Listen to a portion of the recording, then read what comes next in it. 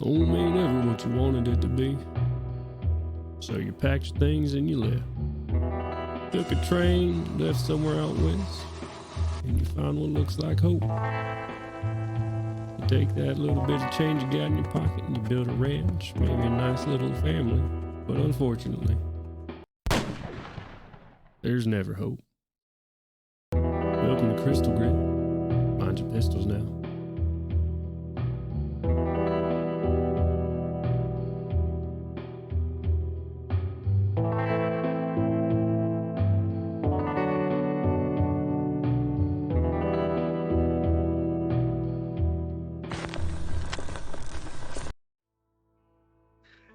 Hello! Howdy. It's gonna take Yeah. literally the entire campaign. I am so slender. Look at me. Yeah, that's They say a camera leaving and coming back. a camera is slimming. I don't know. Welcome again to this year champagne with us Hard Knock Dice running it, or running and participating in, I suppose. But specifically, that game that is being talked about is Whispers in the Dust, what we're about to play. This here being episode 17. I had to squint a little bit. We've been gone for a little bit as well. I'm gonna say a little bit, a lot apparently today. Words are not coming to me. But anywho, thank you for joining us, and we're gonna be hopping right into it very swiftly, but not before I'm gonna talk about this link that's about to just appear in the chat as I say it out loud. Eventually, there it is. But we are, of course, as always, raising money with Extra Life for the Children's Health Care of Atlanta. It's a good cause, helping sick kids. So do that thing where you just open up your rib cage and reach into your heart wallet and donate what you can, because that's the I'm trying to think of a cowboy thing to say for this. That's the fucking the good cowboy thing to do. We're gonna Rootinest, tootinest cowboy thing to do. Only mediocre cowboys don't donate to charity. The ones, they ain't got no spurs. Their boots do not jingle as they walk into the saloon. Very sad. Town is big enough for all of them. The town is indeed big enough for all of them. Shooting iron do not work. It's very sad. Jesus Christ.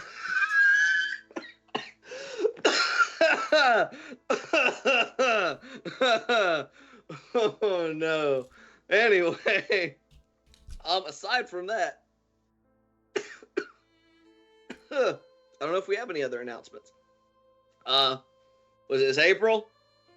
I don't got no Yes. April jokes, cause it's days past that. But I don't think we haven't got no birthday. Oh, we have birthdays later in the month, but by then I won't be the one saying this spiel. So, sorry, I cracked myself up. Anyway, that being said,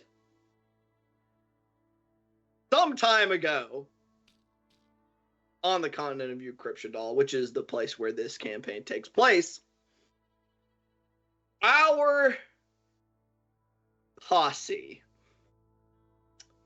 wrapped up a bit of a job that they were doing for the local mayor / gang leader, one Desmond Sinclair. They had been sent out basically to perform a hit on a law-abiding, or not even law-abiding, but law-making citizen, sheriff, interesting person, Mr. Marshall. I have a name for him somewhere, but y'all never learned it, so whatever. But the Marshall, who was a representative of the consortium here within Eucryptia, was on his way, along with his posse, to perform a relatively routine inspection here at Crystal Grit, which would unfortunately cause some problems. Quite very high % chance to raise awareness of the criminal activities that Sinclair and his associates engage in there in the town, and he didn't want that. He also wanted to make sure that the gentleman known as Slater within the consortium would get at least a relatively subtle message of to not fuck with Crystal Gray or Sinclair's operations specifically. So the party tried to gracefully separate this marshal from his life. It turned into a bit of a shootout. Train cars were separated. There was teleporting going on. There was an assassin stood on the side of a train fighting some other dudes. Ultimately, the entire train went into a chasm where the bridge had been exploded. The marshal did indeed perish, but a lot of citizens survived. Some not so much. Nobody who worked on the train did. They all got shot to death. So a message was very clearly sent, but Callie, with a pretty absurd deception role, sending off the survivors with the thought process that the Worm Riders had been responsible for this attack, and hopefully sending whatever law-abiding retribution will follow off chasing what remains of those guys, which are not very many after the party had their way with them in Picton. But upon returning to the town of Crystal Grit, after a nice soothing journey back to the town, they found it on high alert. There were people who, at this point they were very clearly all members of Sinclair's gang, guarding the entire perimeter of the town, keeping it under pretty constant surveillance towards the outside. Similarly to how the Worm Riders had been putting up a much poorer attempt of defense in Picton. So the creature, the monster, the fiend appears to have arrived outside and is lurking as it had lurked before, looking for an opportunity to get to the gemstone that they had brought back on Sinclair's orders. And upon meeting with Sinclair, he told them they just had to get rid of it. That was their next task. After getting a bit of an exposition dump from his resident mage, one Mr. Buchanan, who clearly has had a very hard time of it in recent days or weeks, but being told that, the things that seem to deal it the most permanent harm are damage of the radiant variety, as well as it does as a creature consisting of a melding of many minds and souls, does seem to be particularly vulnerable to psychic damage. And being left with that information to do some planning, as it seems Sinclair has not given them, at least as of yet, any particular timetable. That is where we are going to rejoin our party. It is, unfortunately, Clyde is really focused right now. He's got a bit of a case of lockjaw. Happens to the best of us. I don't even know if he's actually here, because he's not saying anything. It's that cat focus where they just get very zoned He is occasionally wiggling his butt. He is calculating a pounce, is what is happening. So, gunslingers, posse members, y'all have departed from Mayor Sinclair's establishment. To perhaps do what planning will. And I guess technically y'all haven't agreed to do this yet. Y'all said you would think about it. Or he told you to think about it if you would, rather than having the discussion in his house about whether to do it or not. So, y'all could just decide to leave, I suppose, and then we'll figure out something to do, I guess. But for the moment, y'all step back out into town. I believe it is not. It's mid-ish day, we'll say. The floor is yours. I think we were back or on our way back to the Sunrise to have a formal discussion. Sure. What's the plan? Oh, I got blurry.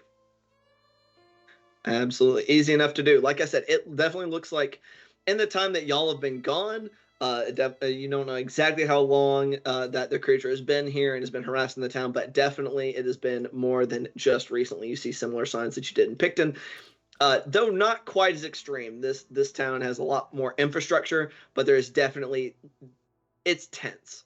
You see a lot of people, most people who are out and about actively are either people keeping a watch, making sure that they're not going to get jumped even in the middle of the day, or if they are just going about their regular daily business, they do seem a little skittish, kind of keeping a watch over the shoulder, a lot of bags under eyes. People probably don't seem to be sleeping quite very well.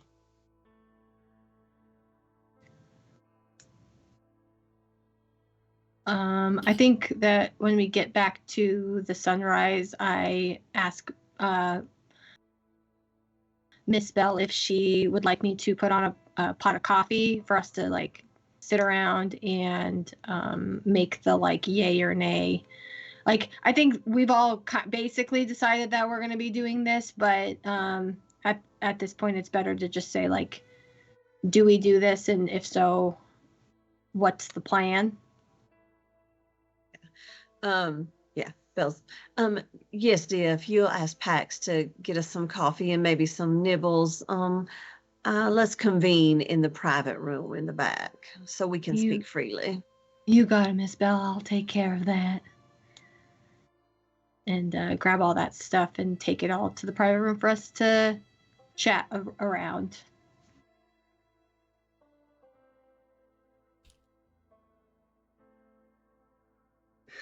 God damn it. It's not there's not Cinnabon. There are cinnamon rolls. There are cinnamon rolls. There's no Cinnabon. God damn it. It's a dual brand. Sunrise Cinnabon. All right, my dears. Do we follow the request of Mrs. Sinclair to get rid of this creature once and for all? Well, I don't reckon it's gonna stop. I don't think it will either, but I know that Miss Bell and I have a vested interest in getting rid of it for the sake of Crystal Grit, because this is our home at the moment. Y'all can leave if you need to or don't want to be a participant of this, but we've done a good job before. I think we can end this if we take the time to do so. Even outside of personal convictions, the rewards he listed were enticing. Belle's gonna pour her flask heavily into her coffee, offer it around, start passing it down. I have been thinking. Mr. Sinclair asked us to get rid of it. He did not ask us to kill it. My concern is that ending it or killing it or what have you is not within our purview or wherewithal. There have been quite a few folks who have been skilled, who have been attempting to bring this creature to an end. I wonder if we might consider, there are some silos, some mines that are individual, that are no longer being used. What if we were to lure it there and trap it, kind of maybe seal it in a way where it cannot be released, at least at this time or in our lifetime? Or at the very least, somewhere to hold it while we figure out how we can kill it. Indeed. That would buy us some time, at the very least, while fulfilling our obligation to Mr. Sinclair and also availing us of those rewards that he offered.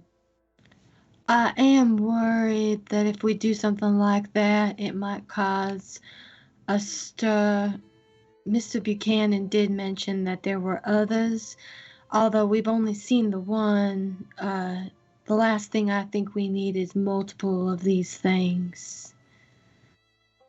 So maybe part of it is this, as we make a plan, I can do some research with Mr. Buchanan and see if there's something I can suss out that he did not glean from those notes that he obtained. I mean, I say we just do something simple. We get the biggest area we can, the edge of town, put as many guns as we can on top of the highest thing in the area. Put that big old rock out there right in good shooting distance, wait for it to show up, and everyone open fire on it at once and chop off its head some way or somehow. If it still lives, it can't do much if it ain't got a body. I don't know that that's true, sir. I believe it could flail around in a harmful way. Yeah, well, I mean, the head controls it, right? So, Do we know that it needs to I be mean, connected? It is a rock, wiggling after all. after we hop this leg off. What do you It mean seemed shrug? like it. It's a very much a question that needs answering. The leg did not. No. Okay. Personally, I think we should at least consider the drop it in a big hole option. I don't know about you, At but least I don't temporarily. personally have a strategy for dealing damage to it other than kind of gestures at his rifle. I I've mean, got it's- something else. This thing's Okay. all kind of powerful. What if it just, gets out from the dirt in about 6 hours? But we should keep shooting it the whole time. You just mean it just in a hole, just shooting fish in a barrel type kind of hole, not collapsing it inside of a mine shaft. I mean, I thought it would involve a mine shaft. I wasn't thinking about collapsing it. We don't know if this thing can dig or anything about Well, I it. Really. imagine if you started shooting and it could dig, it would just go into the earth and not get shot anymore. Clarification on how the mines are. The mines are not like traditional mine shafts. They're called mines purely in like valuables are gotten from there. They are more like series of tunnels that Right. it's basically tunnels that lead into a network of like warrens where the earth elemental colony resides. It is quite deep. John, just I can assure you I am not being the bait for this thing. I had quite the fun in the rail car. But that's it. I'm not getting pulled apart again. Fair enough, sir. I don't think that the creature would be interested in you, John. Much like most of us, actually. Is it fair to say that John was less creepy when he was a weird cart golem No. thing? Feel you like are you not was. wrong, Mr. King. You are not wrong. He puts his feet on the table and starts I don't smoking a mean that as cigarette. an intimidating. I just mean that as in I don't want you around children. If he puts his feet on the table, then Gus is gonna like lean over and growl like "Rrr," until he takes his feet down. He doesn't take his feet down. He puffs his smoke at Gus. A Vicodin. It's house. Yeah. That's a very Mr. short John, house. sir, I appreciate that different folks have different expectations. In our house, we do keep our feet off of our tables because, we don't want the dirt from the streets where we eat. Which means he should probably step outside. Thank you very much, sir. I appreciate you. If I was to consider kindliness, might want to talk to your companions. His feet are still on the table. I look over at Weird Miss dude. Bell and give her the look of, do you want me to shoot this guy? Because Oh, Miss Callie, you may if you would like, but Sarah Bell will still have to bring me back. well, you can't read my mind. Well, he can tell what a look looks like. If you're Mm. staring daggers to Miss Bell, It's not daggers. It's the like. It's the like. Do you want me to do my job? Look.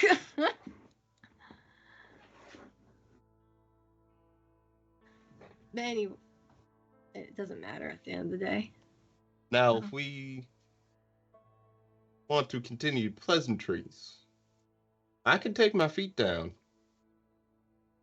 But your friends need to watch their mouths towards me. I don't think I we have to believe that watch is- much of anything towards you. I believe it is fair that if we have an expectation of civility, that we would be expected to provide that same civility. And that is a fair expectation around my table all around. Mr. John, I will ask you quite directly and not inadvertently, would you mind please removing your feet from my table, as I have done nothing I believe to cause offense? Of course, Miss Bell. Takes his feet down, takes out a handkerchief, wipes the spot that his feet were. Thank you, my dear. Now, as we all resume our conversation and our planning for this creature, what do we know at this time for a fact? Before we go on making plans, can I just assume that we are all in agreement that we are going to be fulfilling this request by Mrs. Sinclair? I have a.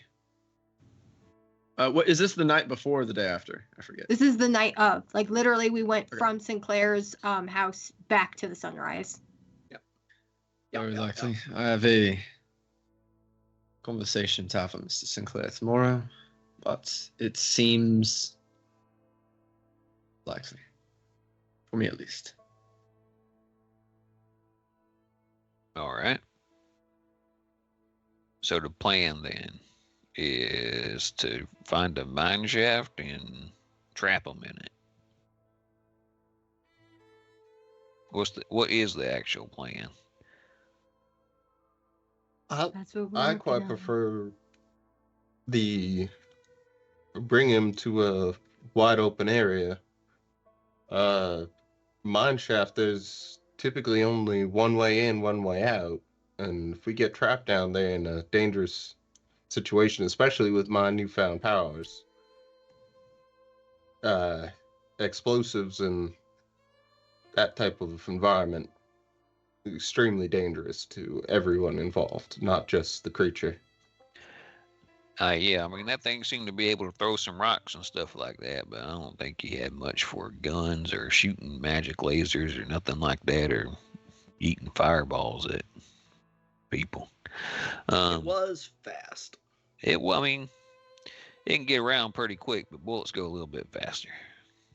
Right, but I would like to also point out the fact that this creature also brought upon us a horde of elementals and caused quite a problem. So whatever we decide to do, we need to plan for that contingency, that not only will we have the creature to deal with, but also the earth elementals. Imagine them earth elementals ain't too happy about it having all them crystals inside of them. If you had to guess on that whole situation. Something Who's to about say, it, at Mr. least. King? They certainly seem to be wanting to have some stern words with it. Right. What do we know about, as we reflect, and what did everyone notice in our previous encounter? What types of things seem to cause damage, and what did we notice that did not really seem to be effective? Whatever Callie did to it seemed to be quite effective. And My magic from the gods, so my radiant magic did something. Mr. Buchanan did mention some psychic. If we can mess with the many voices that it runs through its mind that we have all experienced. We know that at least physical damage does something to slow it down. Mr. King and Professor, you shooting off its leg sure slowed it down to some extent. That's what we know, at least in terms of damage that we could do to it. And we did notice that it seemed to heal itself almost as fast as we could harm it, Right. with things like just with, per se, my gun, which is Much as I love it and much as it has served me well, it is not have anything special about it.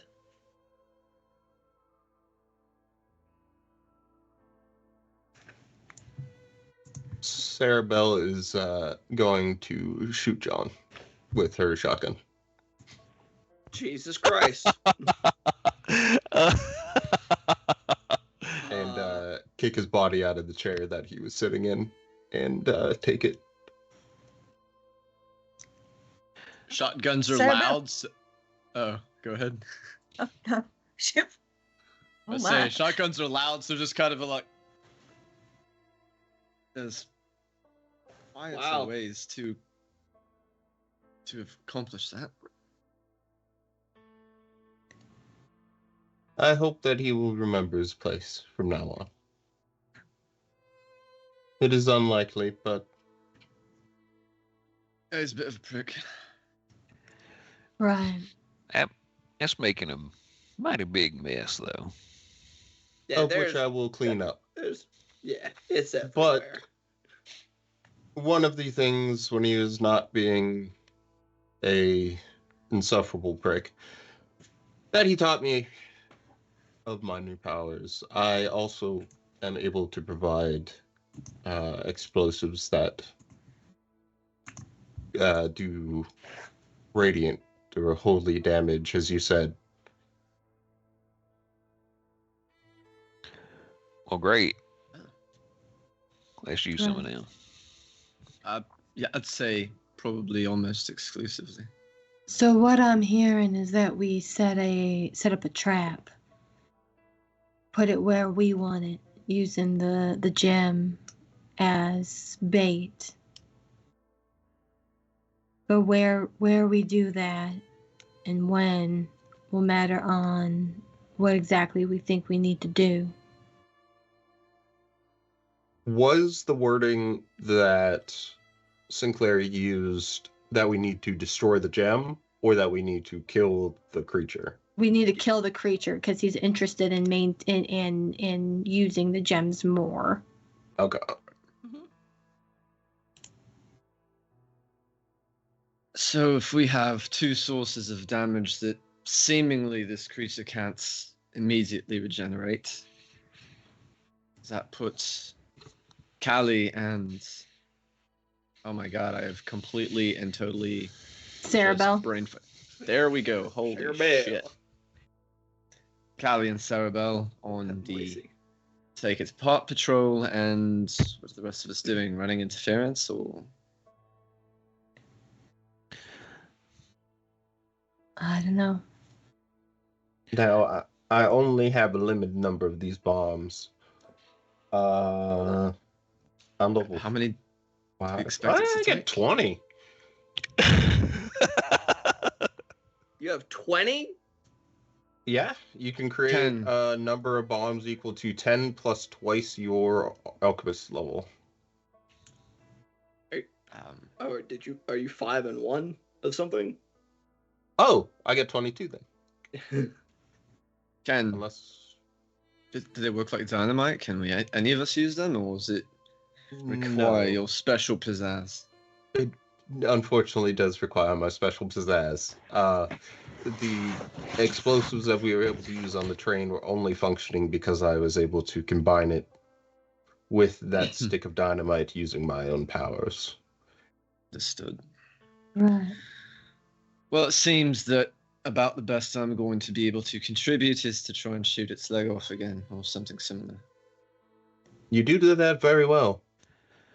Right. I mean that's not a bad plan. If we got a bunch of people in a spread out area and it's only got the one leg, then I might be able to put it down. So Mr. Doughtry. Oh, go ahead. our plan is to create a posse. I believe that's the term. I mean, we've been one of those for a while now, Miss Sarah Bell. Whether we have called ourselves that or not. I mean, I've heard of stories before, and usually a posse, I'm thinking, a large force of individuals. My concern with adding any further gunfighters to this would be drawing the ire of our employer, as it is likely they would probably get massacred. I think that if we recruit any of Sinclair's men, it would be more or less to deal with the elementals than the actual creature. That would be my suggestion if we bring in other folks than us. Quick interjection. Reminder that this thing has, from what y'all have observed in Picton, and then also when it attacked you guys, this thing seems to function kind of like an ambush predator. At least it has currently. You've seen in the memories where it's just gone on a rampage, but all of y'all's interactions with it, from what y'all have seen, is it has not directly attacked a place like anywhere that seems fortified. Right. I'm going to turn to Mr. Dotry and go, Mr. Dotry, you've been awfully quiet. Do you have any thoughts? Alistair, this whole time, is half listening to the conversation and writing in his black book. He's just writing through it. What you all saying? I don't think if we're trapping it in a hole, we can't forget about its earth elemental nature. Perhaps it can burrow right out. I think that is a legitimate concern. It may be somewhat mad, but it is not stupid. It attacks solo, or at least weakened targets. So we're not going to be able to just draw it into a whole bunch of folks. What I think is if we're going to do something, it's going to need to be a smaller... It seemed to think that it could take out us. Maybe that's what it comes down to. Right. I'm no expert on monsters, just people. Right. Goes back I to wonder if we would be able to use the mining camp. It's a little bit outside of town. Put the gem out again as bait. It acts as a beacon, and just wait. I mean, that thing's pretty fast. You could just walk up, snatch it, and run away before we could get it. Right, but if we are monitoring it, I'm not saying just leaving it out. I'm saying we put it in, in one of the buildings, and we wait. It might take a couple days or a day, but then that way it may not look like we are trying to trap it. I guess my concern is I don't think we can trap it. If it gets what it wants, it's liable to just zip on out of there. We can't really do much to stop it, unless you got some other kind of thing that you think can stop something that we've in firsthand seen can bust through walls and what have you. I'm positive Well, I definitely. agree with Mr. Clyde here. I think one of us should have the gem on us. I could do what I did the last time. I can move in the blink of an eye. I had it and was able to get away from it pretty quickly. So as long as I have y'all as support, I can hold it on to me, have it on me. And when it comes, we're ready.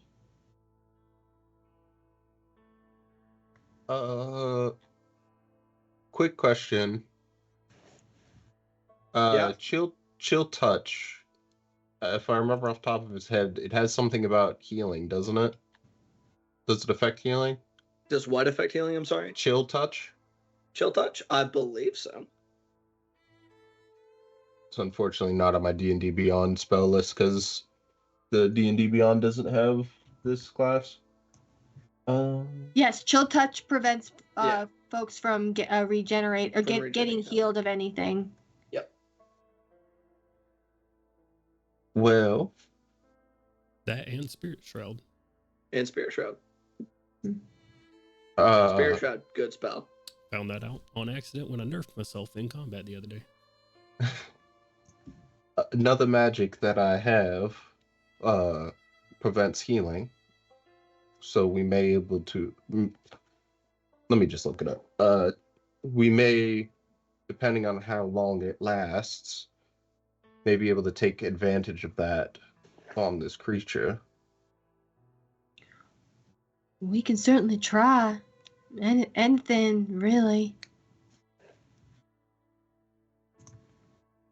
And I'd only have to be 120 feet away from it. So I don't have to get up and close to it, thankfully. Yeah.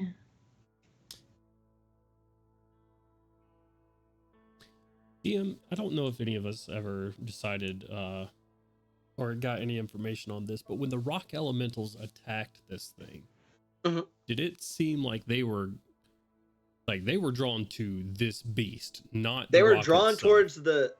towards the creature, but they did seem to be just kind of like in a frenzy because they did smack the dicks off of Geist on their way. Like once y'all were removed, once y'all had removed yourselves from the area, they then like focused on starting to fight the creature. But they seemed to be perfectly happy to attack whatever was around. Could I roll an Arcana check or something to maybe understand their behavior there a little better? Like, Sure. Okay. I say roll it with advantage because you've been fed exposition on how like some of the functions of the gem and stuff.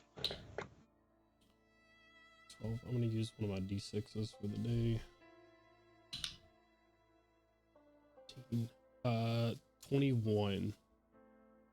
21. Okay. And you said you're just trying to figure out like why they would behave that way. Yeah, if I could just understand their behavior a little bit more, just based off of what I observed, were they specifically was it the creature's presence? Was it they were protecting the jewel? Like I just want to understand their motivations a little bit more as to why they showed up.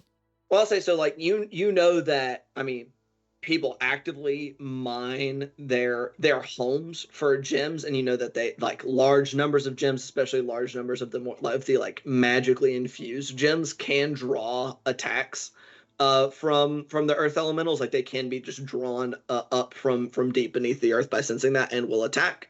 You also know that part of the so this is already a incredibly magical gemstone.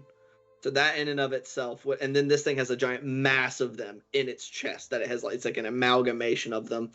And you know that the way that gemstone functions, like the way that it provides its healing and its and the need to not eat or very little sleep being required, all that fun stuff, is because it sucks in, it leeches the ambient magic in the area around it, just kind of like continuously. So it is eating that nature magic and converting it into effectively nutrition and things for its attuned user.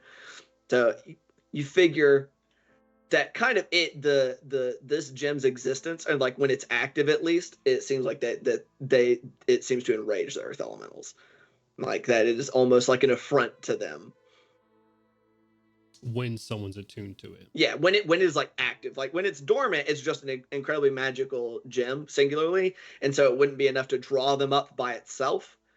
I'd say with the 21, you figure that even one person being attuned to one might not be enough. But you've seen like the extent that this thing is healing over wounds almost as soon as it gets them. Like stone and things have been incorporated into its body. Like there's such a mass of that leeching of natural magic that it probably is almost like a beacon to earth elementals and other things. You think probably creatures of natural creation, so probably other elementals would also be pretty pissed off by this thing. Alistair just still writing at the time. And the tornado. That white noise goes brazy. The tornado blows through the sunrise. Who is that? Kent. That's you. Kent. There we go. You got something going on? I don't know. I think his mic just adjusted since he wasn't talking, so it started transmitting his ambient sound. Alistair will just go, perhaps we need to turn our focus instead of from its limbs and trying to shoot off legs or feet or anything else. We aim for the gems that it's attuned to in its chest.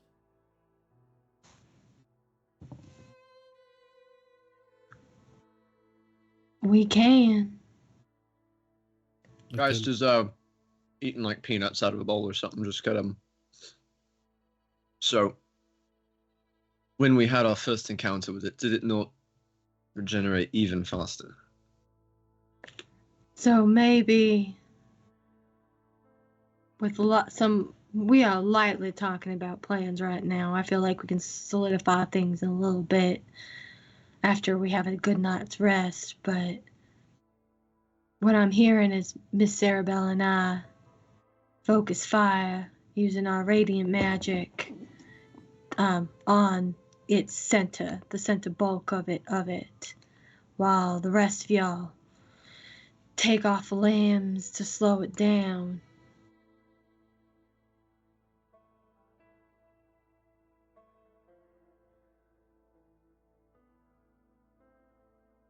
I could try and take a shot at the gems in its chest. I'm just concerned that if it is going to be rapidly and immediately recovering, it would be a waste of time. Right. If we have proof or ideas to the contrary, cheers. Which is why I'm saying if Miss Sarabelle and I focus fire on its center mass, where the gems are, with our radiant magics, and y'all use what powers it be to knock off limbs, slow it down, keep us out of its main sights. I was in its mind. Their mind is probably more appropriate. Right. If you cause this thing to drop any of these gems, my thoughts are that it'll be so overcome with the desire to grab them back up that it may forget that we even exist for some time. It's quite possible. I wouldn't doubt it. The gems in its chest are one. They have melded together. Like so when you saw it in one of the visions, it grabbed it and shoved it in, and it seemed to like melt into like it seemed to it meld all into this kind of lumpy, enormous gem in its chest. Gotcha. I thought it was individual gems. Okay. Never mind them. So my priority will be throwing my radiant bombs then, instead of trying to prevent it from healing itself. I mean, you could try both and see. At this point, we are just throwing paint at a wall, my dear. Like I said, I think tomorrow I'm going to go say hey to Mr. Buchanan and see if there's anything that he's missed. And see if there's anything that maybe I could glean. I think that would be wise. And also to see if he and Mr. Sinclair have come across any new inventory or have any new items that we might find helpful. Right. Anything that Mr. Buchanan could manufacture in short time frame. The other question is, how quickly do we want to make this plan happen? Obviously, this is not a tomorrow thing, but we know how destructive it can be. So is this in a 2-day, 3-day kind of deal, or?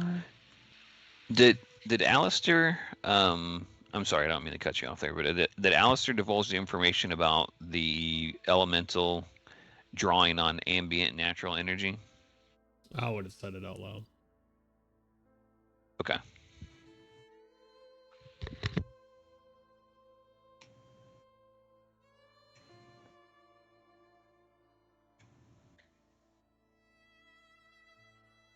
I think for those of us who are not working on the working with Mr. Buchanan or Mr. Sinclair directly, it might be helpful to do a slight assessment of folks in town to see if we can get an idea of how far away it might be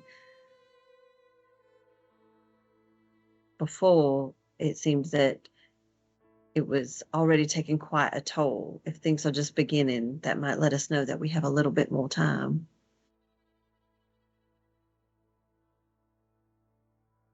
If we're going to not use the pit idea, then we need to make sure we have our arrangements set up for who's going to be in what location and assigned with what tasks. I already Could we do clarified that. both? Oh, I'm sorry, Both? sir. I did not mean No, to. go ahead. I was just thinking if our plan A, so to speak, were to kill the creature, but if the place where we lure it has the ability to become a prison or a way just in case. I'm uncertain personally, having been on the receiving end of its enthusiasm myself. Unsure about our ability to cage it properly outside of giant hole, which would make finishing it off dubious. Well, I kind of had a thought. What if it draws off of magic nature energy? What if we did something that was maybe abhorrent to nature in the area? Might be able to disrupt its ability to draw in natural energies. So if we made, I don't know, some sort of, I'd have to ask Rita about it, but like a necrotic shroud or something in the area to where the area was suffused in a different kind of energy and it couldn't heal up or something like that. I don't know. I don't know how magic works. I think you'll piss off every earth elemental in the radius that you could. That's why they're drawn to it. Drawn to it because it's full of the shit they want, not the opposite. They're drawn to it because the gems themselves are drawn off the magics of nature. Something about these big rocky friends of ours are opposed to things that disrupt these nature energies or whatever.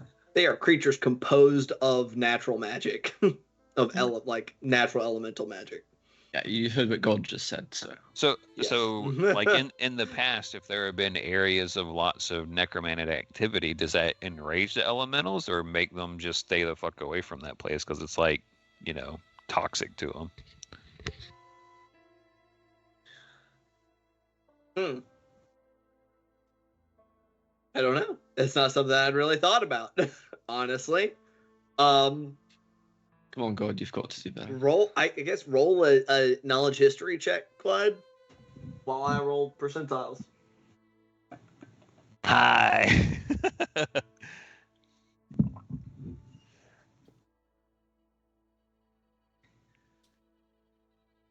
I'm proficient in history. I'll help him.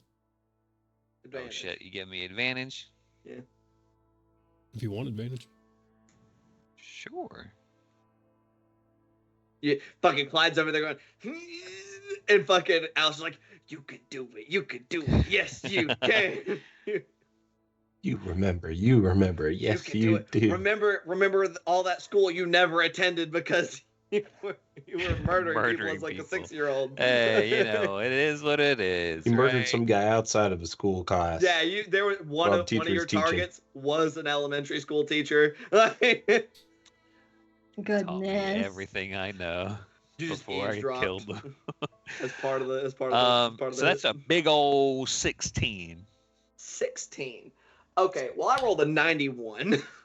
So I will say that specifically you don't remember you finding this out. You remember Rita talking about this because I mean it is of interest to her. And relatively soon after you guys had moved to Eucryptial, I say moved, fled to Eucryptial is more accurate. Started over. There you go. that there was it wasn't really a gang because there's only one dude, but he was a necromancer who had seemed to like maybe he was like a former member of the consortium or whatever, but he seemed to be kind of nuts. And he just like tried to wage like a one-man war against the consortium. And at one point, he like wiped out a small town in attempts to like raise an army. And there were reports that the consortium didn't even have to deal with him because he did it a little too close to an Earth elemental colony, and they came in and like ripped him and what zombies he had apart. But he had like desecrated with a capital D that town basically, with just steeped it in necromantic energy. When I So not good then. No, they are not fans. It definitely, it seemed, and granted, like there's been like necromantic practices and everything elsewhere, but it definitely seems like doing that kind of thing, like anywhere where they are closer to the surface, where the colonies are closer to the surface than a lot of like wandering earth elementals tend to be. when I used Wither and Bloom on the monster, did I notice that it was less effective? I believe, let me see here. I believe it saved on it, but it didn't seem like the necrotic damage did like extra less. Okay. So then, this is what I recommend, friends. We pick a location, whether that's the mining barracks or someplace further outside of town. I take the gem out of its bag of holding or its extra dimensional plane, whatever it is, and just keep it on my person until it decides that it thinks it's got the drop on us, and then we deal with it. Is your boss going to allow you to take that kind of risk with it? Miss Sinclair is willing to take risks for any of his party or his employees if he thinks it's going to benefit him. I'm nothing special, Mr. Dotree. I admire your confidence. What I was talking about, is he willing to risk the gem? I think he's more keen to have this thing gotten rid of than it's clear that Mr. Buchanan can make one of these things. So if he's made one, he can make another.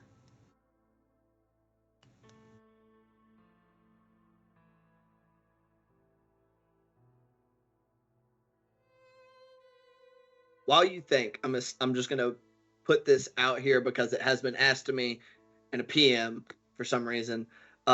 Reminder of what the gem does. The gem makes it so that the user no longer needs to eat or sleep. They can complete both a short and long rest in half the regular time. They regenerate all hit dice on a long rest, period. They all additionally, you when below half health, you regenerate your proficiency bonus HP up to half health. Hear me out of character planning stuff, right?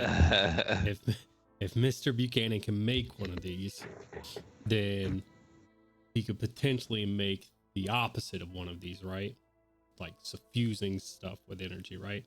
Think of just like overcharging the crystals in this thing's chest to the point where it becomes a bomb and like blows it the fuck apart. That's what I'm thinking. Like if we take Buchanan's magic with being able to make one of these crystals, like reverse engineer it, and then add in like Cerebel's radiant bomb energy into the middle of it, to where it just like suffuses this fucking creature with enough radiant energy that it just it's or like even a just dream scenario. But it's like, instead of trying to get the fucking gauntlet off of Thanos' hand, it's like trying to put it on. Right? Bomb We're in a adding- gauntlet instead. Okay. Yeah. Okay, so on that same. Oh, go ahead. Sorry. I just want to say I don't want to shoot down this idea. I'm gonna yes and this. I'm gonna say as that thought occurs to you, Mr. Dotry, like you feel like with that Arcana check, you're like, it can probably only hold so much, and the reason that its capabilities seem to grow is because it's adding more gems to itself, and that probably each of the gems themselves have some kind of limiter, like built in naturally to what they can naturally suck up. However, so you feel like that is a feasible strategy, like you think that can be done.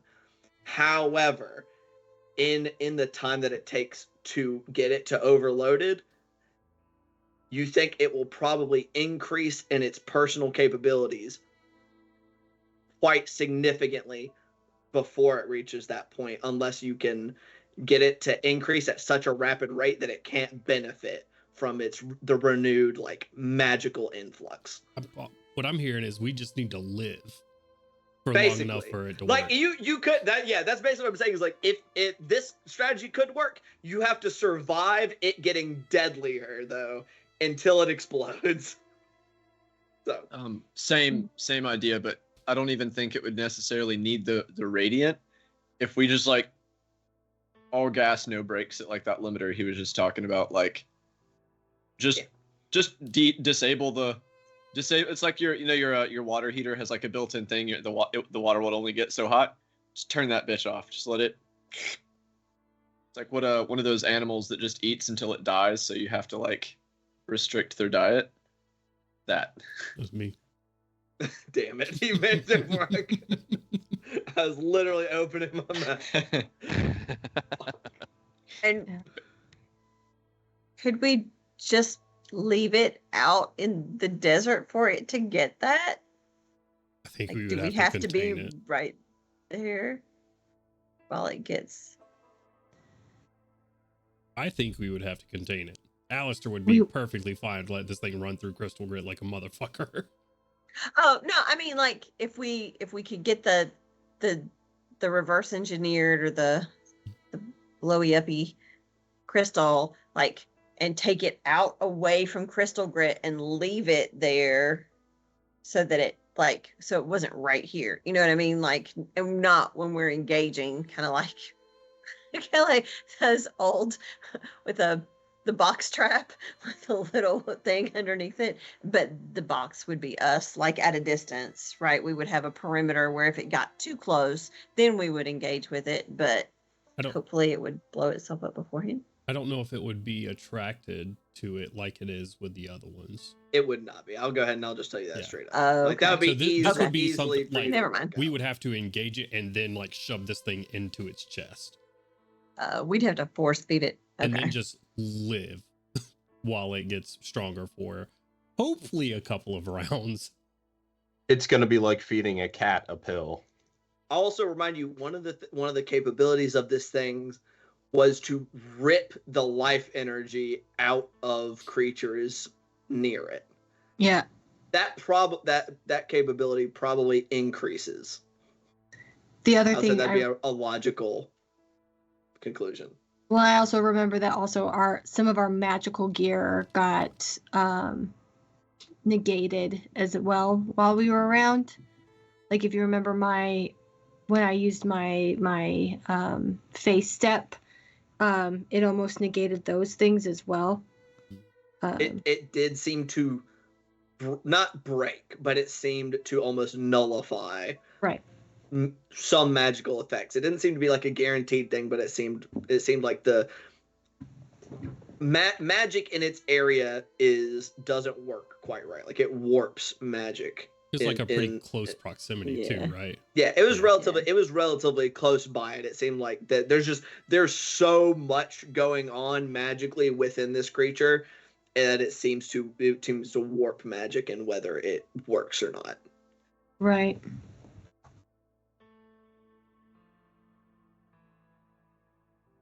Supercharging this thing and blowing it up sounds fun to me, but that is like we also that was so not on my radar of possibilities.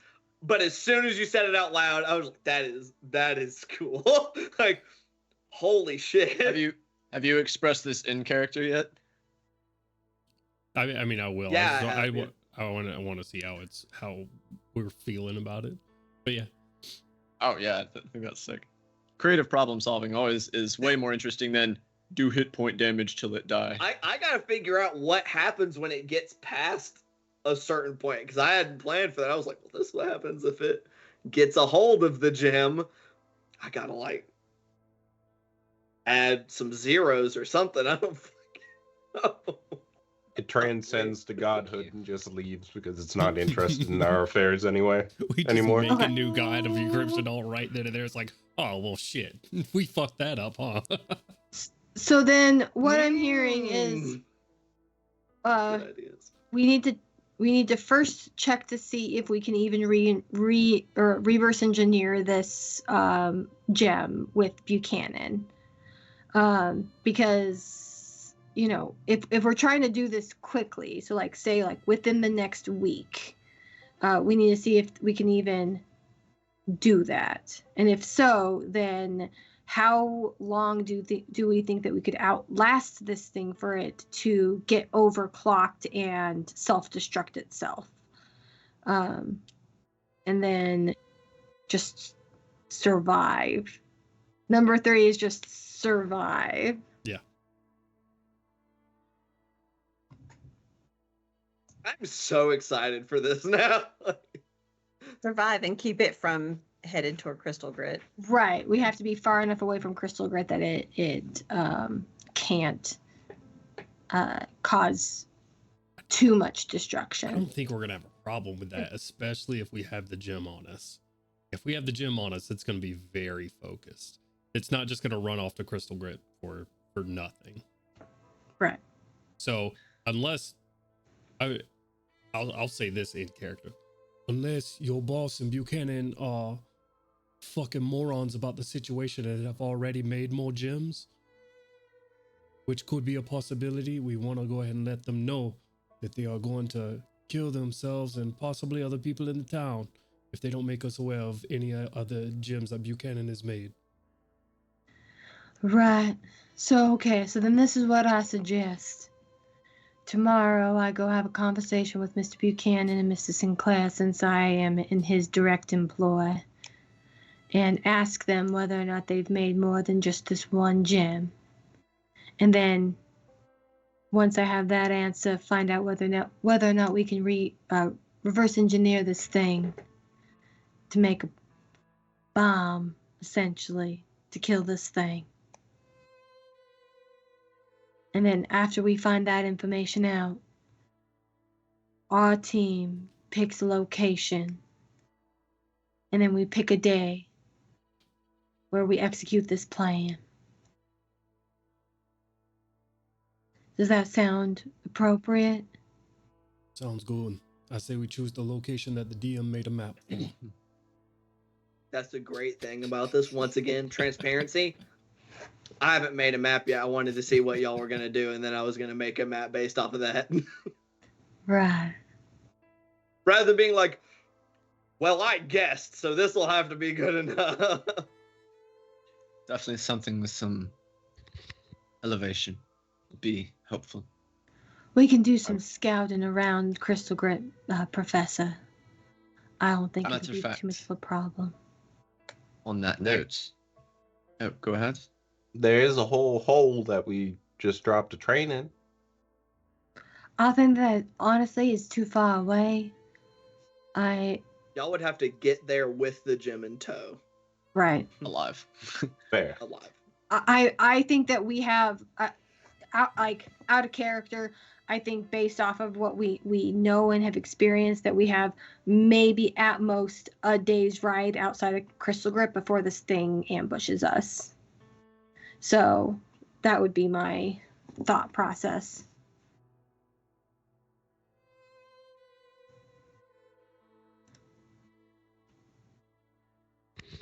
I shall take a look around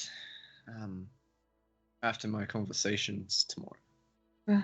See what I can find. I have a couple of questions to ask Mr. Buchanan as well, I think.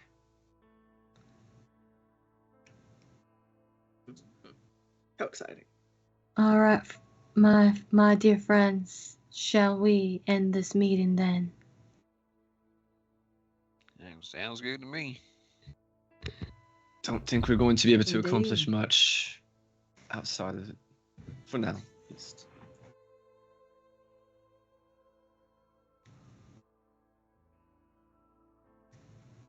Mm. I get the pleasure of waking up to him tomorrow. Speaking of, I'll clean up this mess, Miss Bell. Thank you, darling. I'm assuming everyone would like a room. Ideally. If you don't mind. Not at all. Just go ahead and choose your room. The keys are outside. If you'll let Billy know who's in where so we can find you as needed. I will go give Billy the going rate for the same room that I had before, and I grab. can't remember how many silvers it was, but it was some. I'll pay those silvers as well as a couple of more for a. You know what? bottle. It's fucking this Belle's establishment. She says how much the rooms are. Oh, tonight. Let's go. 10 gold. Oh, I believe this will go on Mr. Sinclair's tab since we are working under his employ. I will speak to Mr. Sinclair myself later. Everyone just find your room. Billy, please start a tab for Mr. Sinclair. Yes, ma'am. It would not be the first time we have had such an arrangement. I feel certain he will be accommodating. I don't think you're wrong, Miss Bell. I think we did quite a fine job executing the last job he requested of us, so it's the least he can do. Just going to refer to that person as a job. I was making a joke about using the word executed a job. Oh, one last thing, if I could remind y'all, I know that we have been away from the sunrise for quite some time. As a reminder about our sign and our policy of check your weapons at the door, please recall that. And while we are all operating under special circumstances, please do not, don't be obvious. Thank y'all. It's very difficult to reinforce things that seem to not be important to the public. Yeah, sir, Bill, you got us in trouble. I won't execute John again. I don't believe our mutual friend would appreciate it. At least not inside. Understood, Miss Bell. I will remind folks as needed. Feel free to blow his annoying fucking head off once he steps out.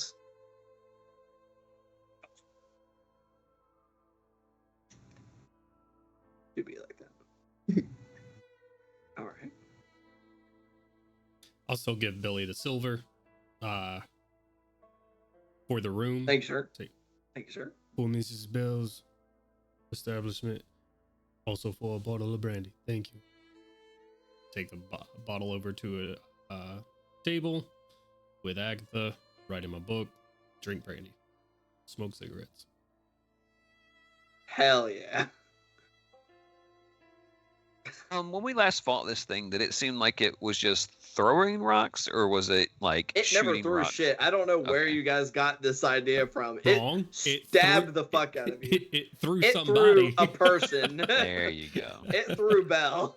Cool. She was stood between it and Callie, and it picked her up and threw her like 30 feet. Yeah. Like I this do thing have chucked the hell out of her. I do have one special request of Mr. Billy. Denied. Oh. What's up? Cerebell is going to ask for any room that Genevieve had worked in while she was here to be the one that she sleeps in. Morbid.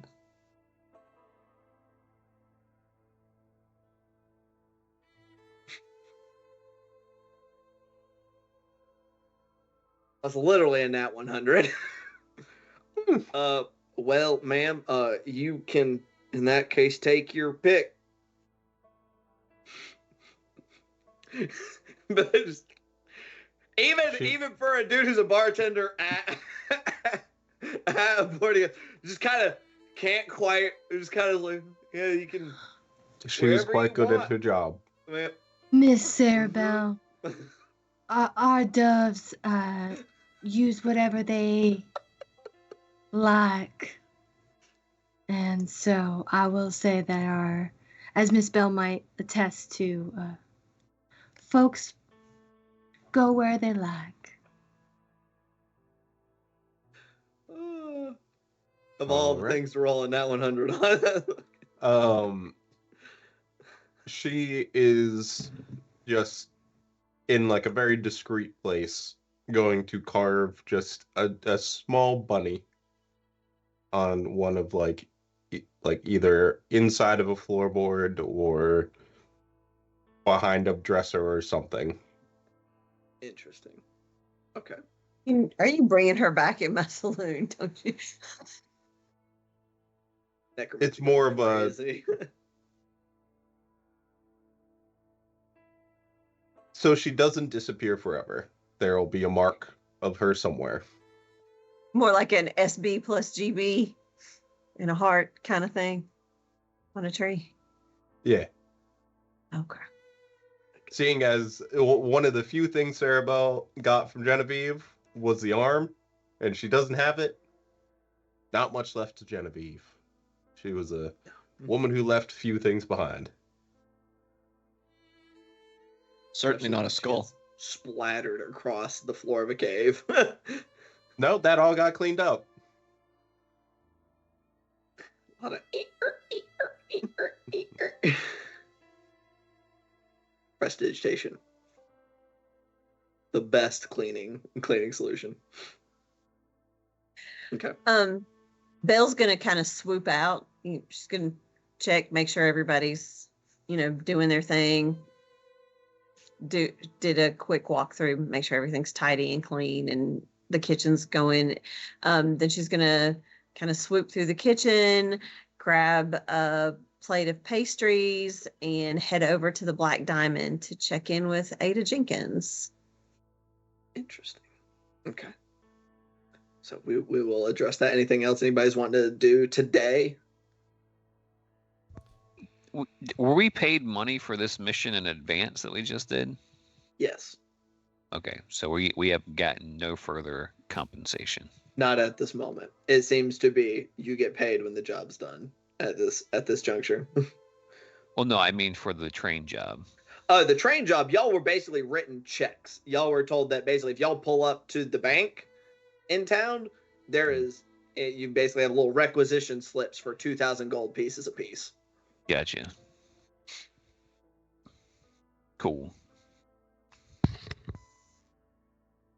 I guess if there was something I wanted to do, Clyde would see if he could find some place that might have some better armor if he's going to be in the process of getting smacked in the head for prolonged periods of time. If I recall correctly, where's my... I'm just going to go ahead and say part of the problem here for better armor is are you looking for like what do you look for? You're just looking for like non-magical armor, or are you looking for magical armor? Just if there was, I don't even recall what armor was on the list that was magical, and I don't bought know. A lot of shit. I'm pretty sure full plate isn't common in this setting, so it's kind of one of those things to where no, it'd be more of a a reminder that if you put on full plate, your AC would be 10. So you'd have 8 DR, but you would have 10 AC because if you're wearing plate, you don't get your dex. Okay. That's how that translates. Okay, my brain must have scrambled somewhere. I thought that was only against ranged attacks from firearms. Gotcha. All All right, never mind then. That it is definitely like if you're wearing whatever like this world's equivalent would be of full plate, it is because you are not a dexterous individual in the first place, and you're planning to like gotcha. sprint through a hail of gunfire or something. Right. Cool. All right. I'll just say like I decided to not mince differences and stuff because that would just get so confusing so quickly. To be like, well, actually, you've got your AC against these kinds of attacks, but against these kinds of attacks, it's only DR. But against these kinds of it's fucking confusing. Like get back into the realm of touch attacks and flat-footed and whew, it gets to be a lot really quickly. But in that case, I mean, there is one suit of +1 studded leather was not claimed, and a +1 breastplate was not claimed from Buchanan's stores. I'm gonna say due to his current objectives, he has not had time to make or finagle or find anything in the time from last time y'all bought from him and now. Has been very much a like he has had one task and has barely been sleeping aside from that task. Granted, he is an elf, so sleep, air quotes. But I mean, there'd also be, I mean, you could find some like non-magical accoutrement as well within the town. I mean, the miners themselves who delve into the mines and fairly regularly have to square up with earth elementals to get out with their bounty. I mean, they are combatants by trade. Right. So you'd have to just go speak to what was her name, Miss Lily Dixon. Which the stuff listed in her section of the sheet was what magical gear she had, but there would be non-magical as well. Right. No, I think Clyde's good on the armor front. If it would provide him less protection to have something more durable on in that regard. Yeah, I guess the only other thing that he would have to do would be to run the basis of this plan by Rita to see if maybe she could help in some way. How fun. Okay. So you're going to chit chat with Rita. What other actions everybody taking, or is everybody just kind of, I know Alistair is writing while reducing his lifespan through vices. I got one thing that I want to do at the very late at night. That's it. Okay. Yeah, definitely hold on to that. Don't let us forget. Anybody else? Aside from helping Miss Bell do whatever she needs to do with the sunrise, Callie would, because she also only needs like 4 hours of trancing, get up early and do stuff around the sunrise before she heads out to have a chat with Mr. Buchanan and Mr. Sinclair the next day. Oh, I'm sorry. He's a half elf, not a full elf. My bad. Cerebell would try to wake up to catch you to go to Mr. Buchanan. Okay. So nobody else is really doing anything for the evening aside from we've got chit chat with Rita a little bit, go to see Ada, and then something unnamed later into the night for Alistair, correct? For tonight. Guys will be going and doing some walking and some thinking, but Sure. That'll be probably in like an hour from now. Easy enough. Okay. So, well, let's start with our ones that are earliest, because Miss Bell said she was gonna, checking in with her folks at the sunrise, and then heading off to speak to Ada over at the Black Diamond Saloon. So you head on over, and like I said, while it is a more, I hesitate to say morose, but it is definitely like people are more tense than normal. It's way better than it was in Picton, but this is definitely wearing on people. Like you can definitely see people have been losing sleep over the nightmares, and the miners haven't been able to go out and work. So there's that's probably caused trouble. You come into the Black Diamond, and I mean it is very evident. It is packed in there. like almost every one of the miners, including you see Lily Dixon over in one of the corners. Like even she is here. She usually doesn't frequent the Black Diamond all that much. She tends to be more of an enjoyer of the oh gosh, what's the name of the place? Of the Crystal Prism Theater in town. Rather than indulging in gambling. She seems to disapprove. Like it's obvious it is a vice that she does not choose to indulge in. But she's here tonight. But it is packed. I mean, and if you're just beelining to Ada, people would be easy enough to point her out. Like she is I'd say at this point, probably actively, she's at like they shoved some tables together, and they're playing like an extra large game of like blackjack, like she's just trying to ramp as many people in to keeping them distracted and playing game. Also, she's the only magical card dealer, so she can make sure the game stays fair and doesn't get violent. Because you can definitely feel the tensions are high, but she is steady working and running the table at the moment. So she's in the middle of running the table herself. Yeah, at the moment, yes, ma'am. Okay, so in that case, Belle will just kind of slide back behind her. I feel like they would have a collegial relationship because they don't compete with each other. Their at folks most, are it's a usually pretty different. rivalry. Yeah, like Yeah, y'all are the two of the main places to indulge, but y'all have chosen very different niches. Absolutely. So I, Belle will just kind of like slide behind the table and I see you're quite busy, my dear, so I will not distract you. She'll point out the plate of pastries. I'm going to give this to your greeter at the door. I brought this over for your staff. I assumed you would be quite busy with the happenings of the day.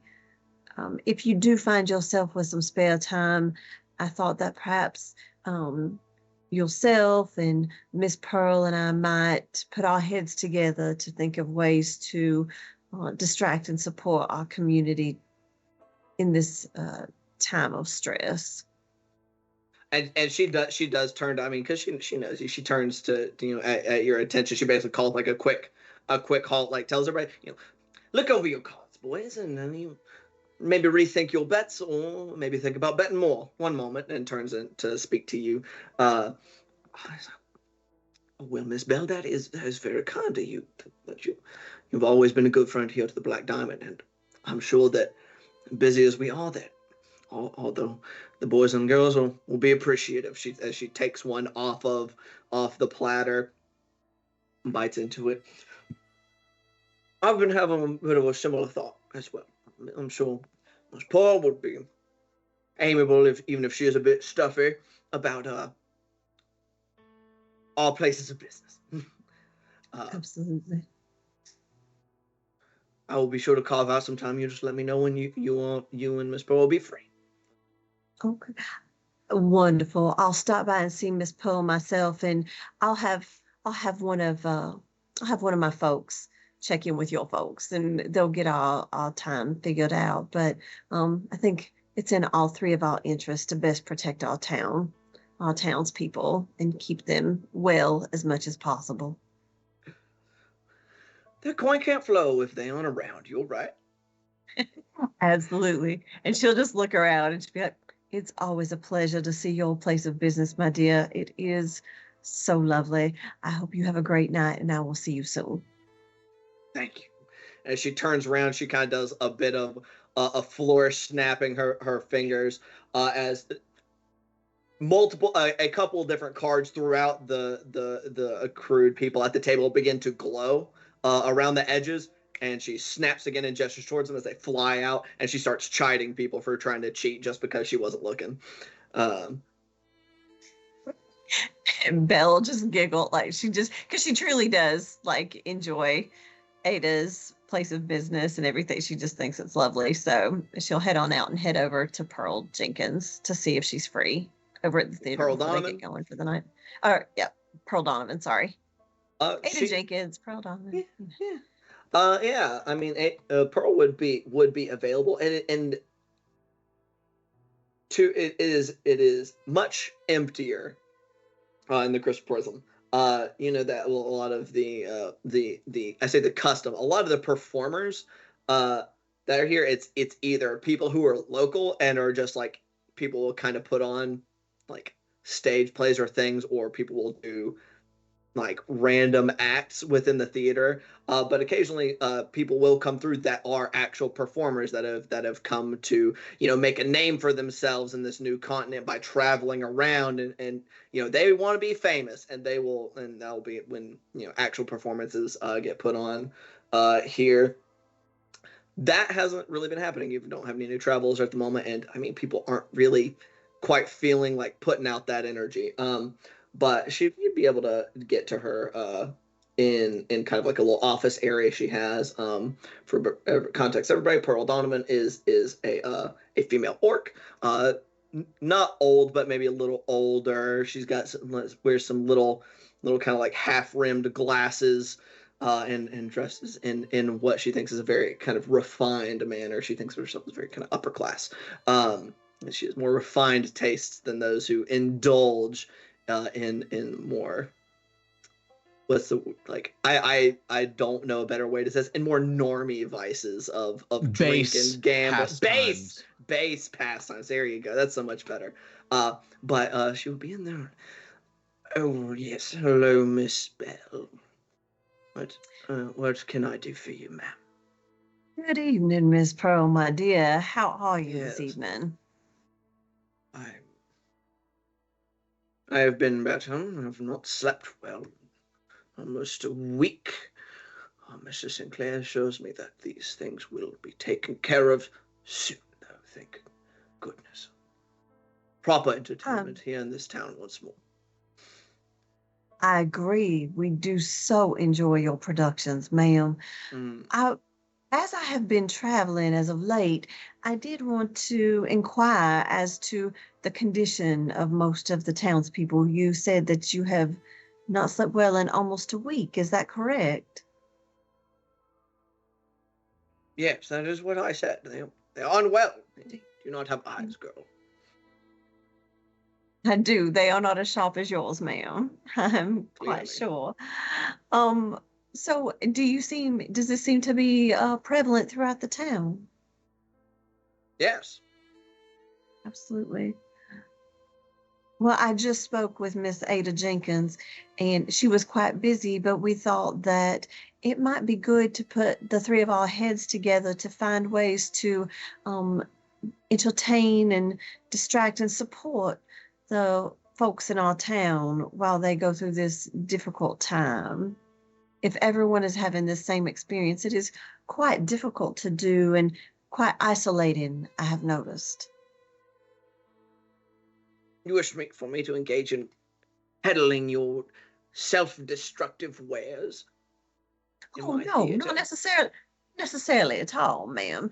I thought that perhaps you might have some ideas of your own, and Miss Ada and I might have some ideas, but to just brainstorm, so it were as it were, and see where the thoughts, raindrop thoughts, land. If we can find some ways to I help believe support your our establishment community. are where the thoughts land, my dear, but Oh well, that is true. That is true. You're correct. roll a persuasion check for me real quick. Okay. Oh, I think it's gonna be pretty good. Hang on. It is an 18. And 18, that's pretty good. She looks thoughtful for a moment, like you know that she thinks little of y'all's establishments collectively, and she's very uh,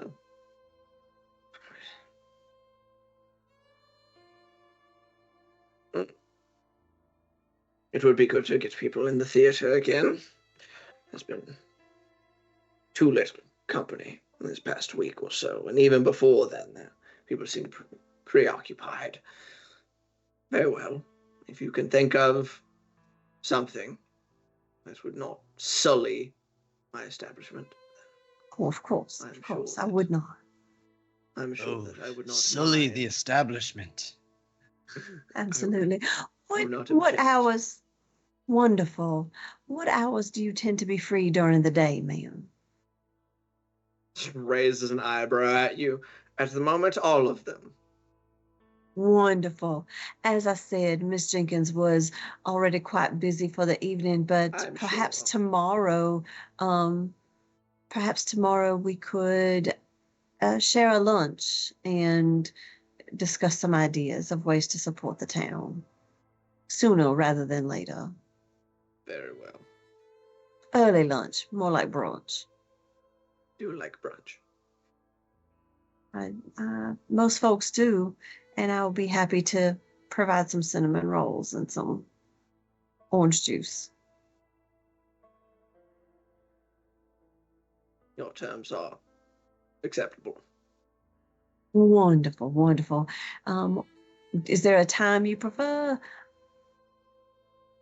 If not, I will ask Daisy to just come gives over you here tomorrow. a time in the No? morning. Time in the morning? Okay, great.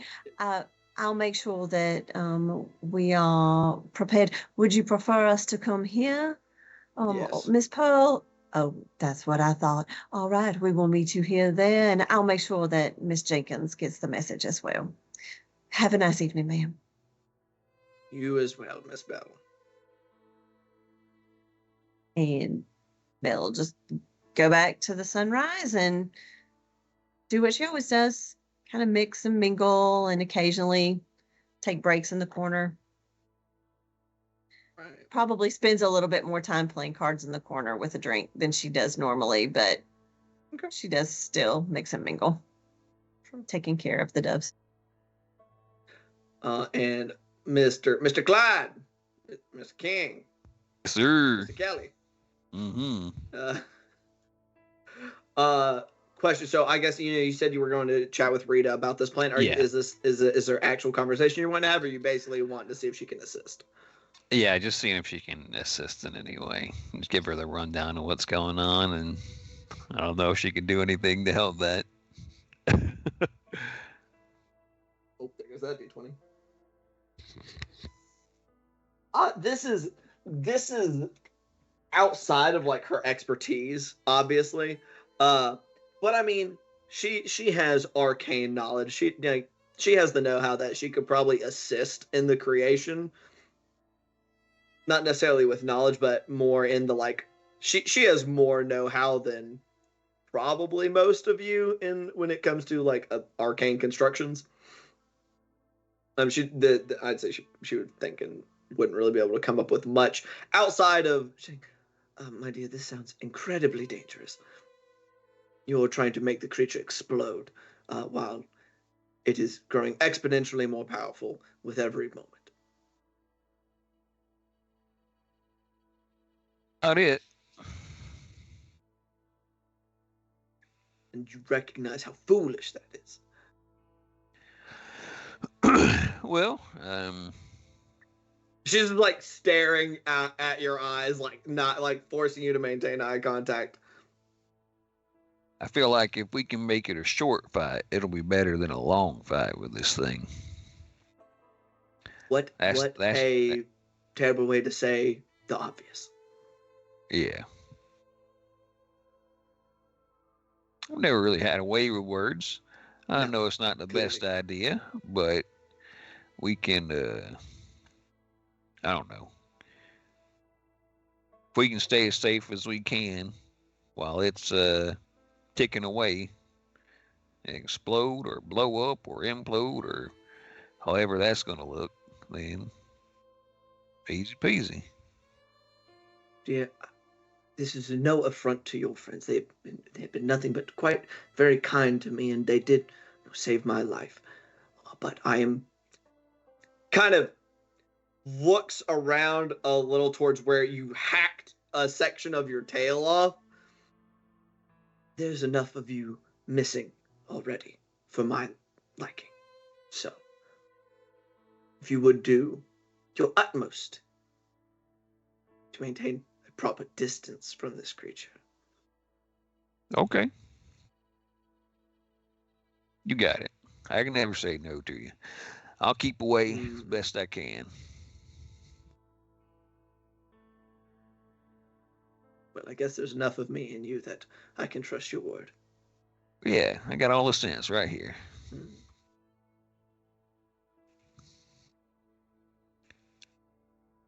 So, okay. Okay, I'm gonna go much harder with my friends. Love you. We're going hang out with my friends, sweetie. Bye. Bye. Love you. It devolves into basically she's like, you're about to go risk your life, and she is very aware of that, and is like, well, you're gonna hang out with me then. Yeah. All right. So that's going Kent's on had this over there. conversation and about Helldivers with us.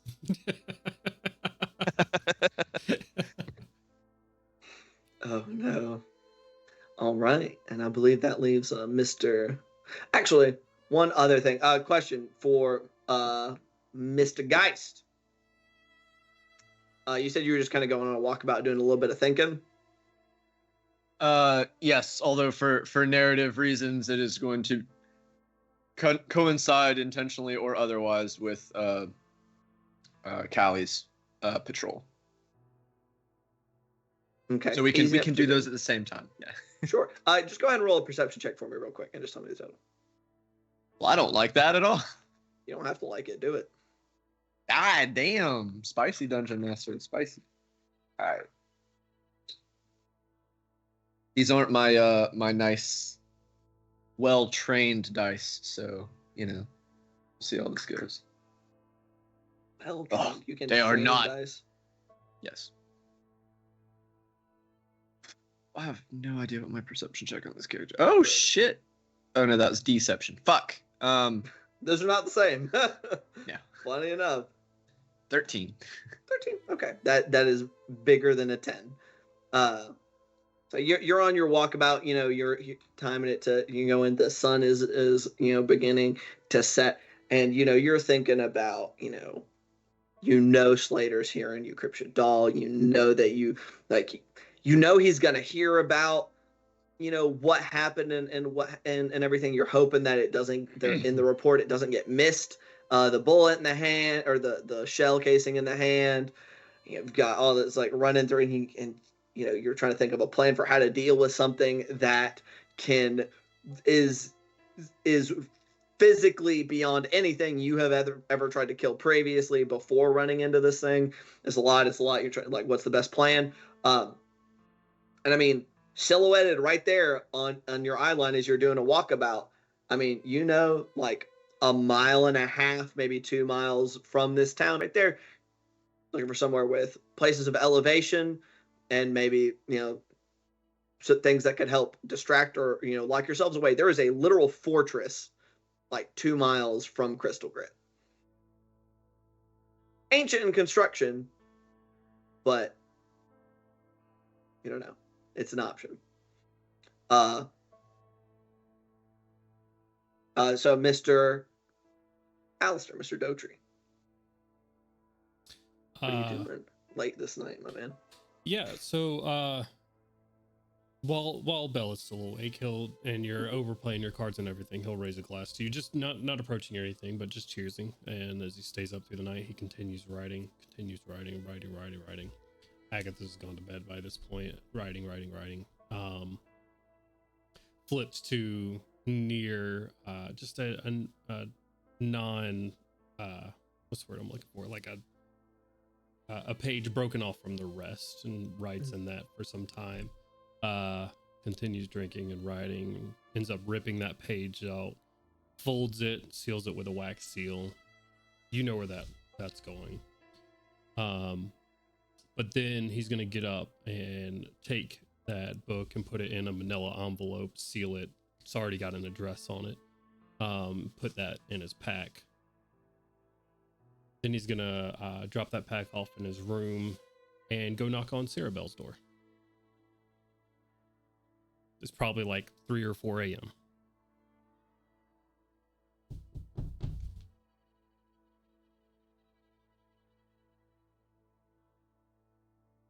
You're muted. Come in. Alistair is standing there in the doorway. Mr. Arabelle, I do apologize for bothering you this evening. Are you Oh, of course. Come in. There's no bother. wonderful? I won't bother you for too long. I just want to give you the option, and he's got in his hand an iron coin that he's flipping around a bit. Just sort of through his fingers. I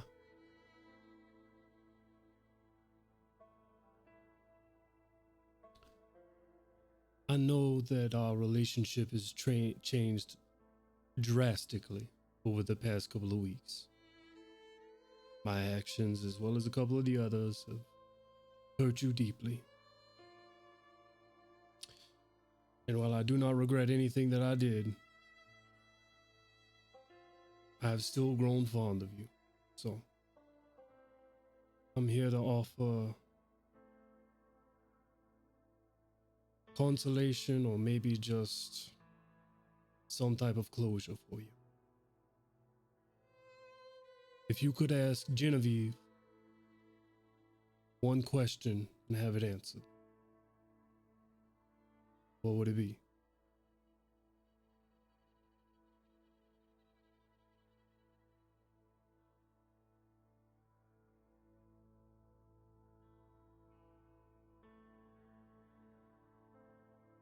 She just looks at you.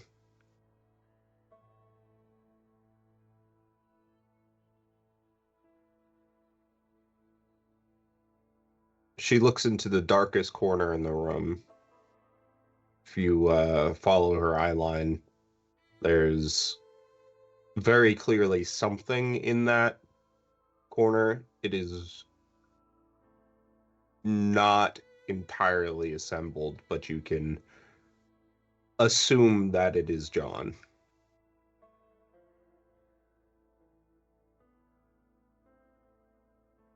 Did you stab him first? Say that one more time. I didn't hear you. Did you stab him first? Did I stab him first? Did I stab John first? Did Genevieve stab John first? That's what you would ask, Genevieve. Yes. Okay. Sorry. Want to make sure I understand. That's the one question you got for. The one you got. Mr. Dotry, I don't need to know if Genevieve loved me. I'm not saying anything. I'm just making sure you know. That is my one question. Very well. Dotry will flip the coin in the air, hold it, and he will let Genevieve's soul answer the question. So how exactly does that work, if you mind reading it off for me? Sure. Oh. Fuck. Shit. It says telepathically. If you're okay with bending those rules, I can ask the question of the soul a question and receive a brief response, which you can understand. The soul only knows what it knew in life, but it must answer you truthfully and to the best of its ability. The answer is no more than a sentence or two, and it might be cryptic, but it does say truthfully. Okay. No, love is a kind of strange thing, right? Flip the coin. Ask the question. As like almost like an oily smoke emits, not a light. It doesn't fill the room, but just in encompassing some of the space directly above it. And it forms kinda. Doesn't form an entire figure. It forms very rough shapes, like the suggestion of some bunny ears, like maybe some indentations that might be eyes or a mouth. When you ask the question, did you stab him first? And in Genevieve's voice, with a vague approximation of movement of speech, this oily black cloud responds, no. I wanted to see what you would do.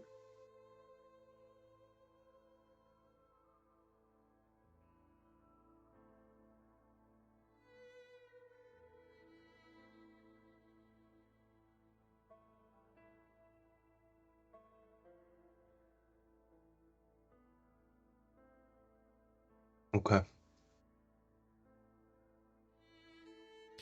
Alistair inhales the oily black smoke. His eyes get a little bit yellower. Around his nails that you can't see get a little bit blacker. Oh, Preventing that secondhand smoke. Okay.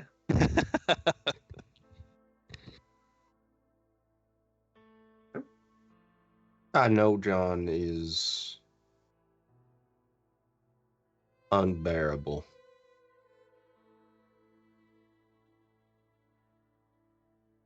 If we can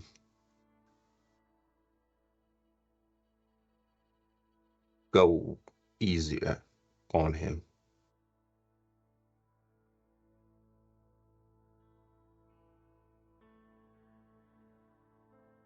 Me and John have gotten along famously.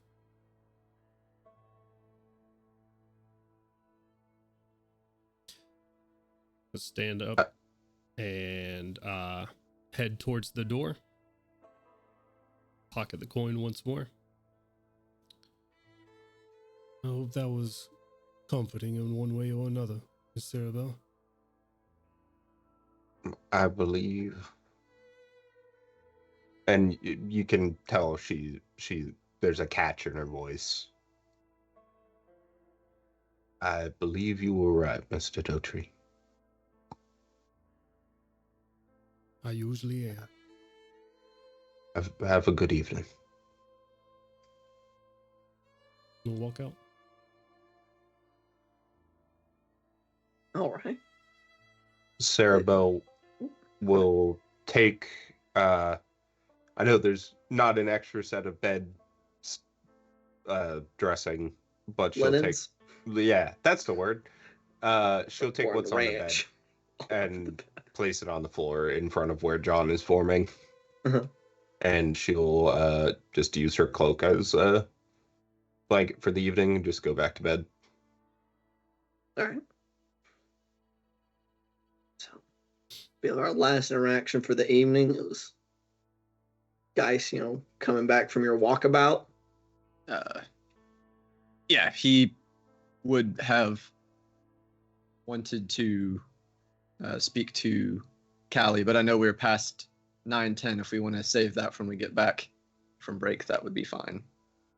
Read that as ideal because I'm starting. Sure, that's fine. Well, on that note, I guess we're going to be right back. We're going to take a quick break. Obviously, by the content of the request, we're going to, mostly for biological reasons, so refresh beverages, run to the restroom, eat something, all that fun stuff. I've, of course, encouraged you to do the same thing, but while leaving your computer in the same place. Leave the Twitch up, just right there, right on the center. But we will be back pretty rapidly is the goal. So we will see you shortly.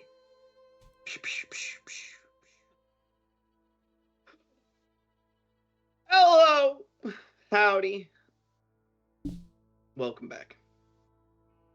We have returned. We have. After some conflict over food delivery services had to be addressed, apparently. Good times.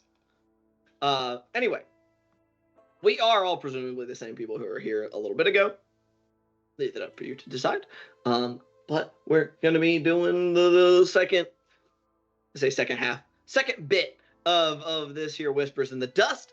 If you were not here for the first half, what happened was some conversating and things. Our party were doing a little bit of theorizing, theory crafting even, on how they might deal with this monster, throwing up, dropping it in a hole and shooting it, theorizing, dropping it in a different hole and closing that hole and leaving it there, theorizing, just leading it out in front of a whole bunch of people and just shooting the hell out of it, before eventually landing on Alistair's idea of having Buchanan create a almost magical antithesis to the crystals that it so desires, or gems that it so desires.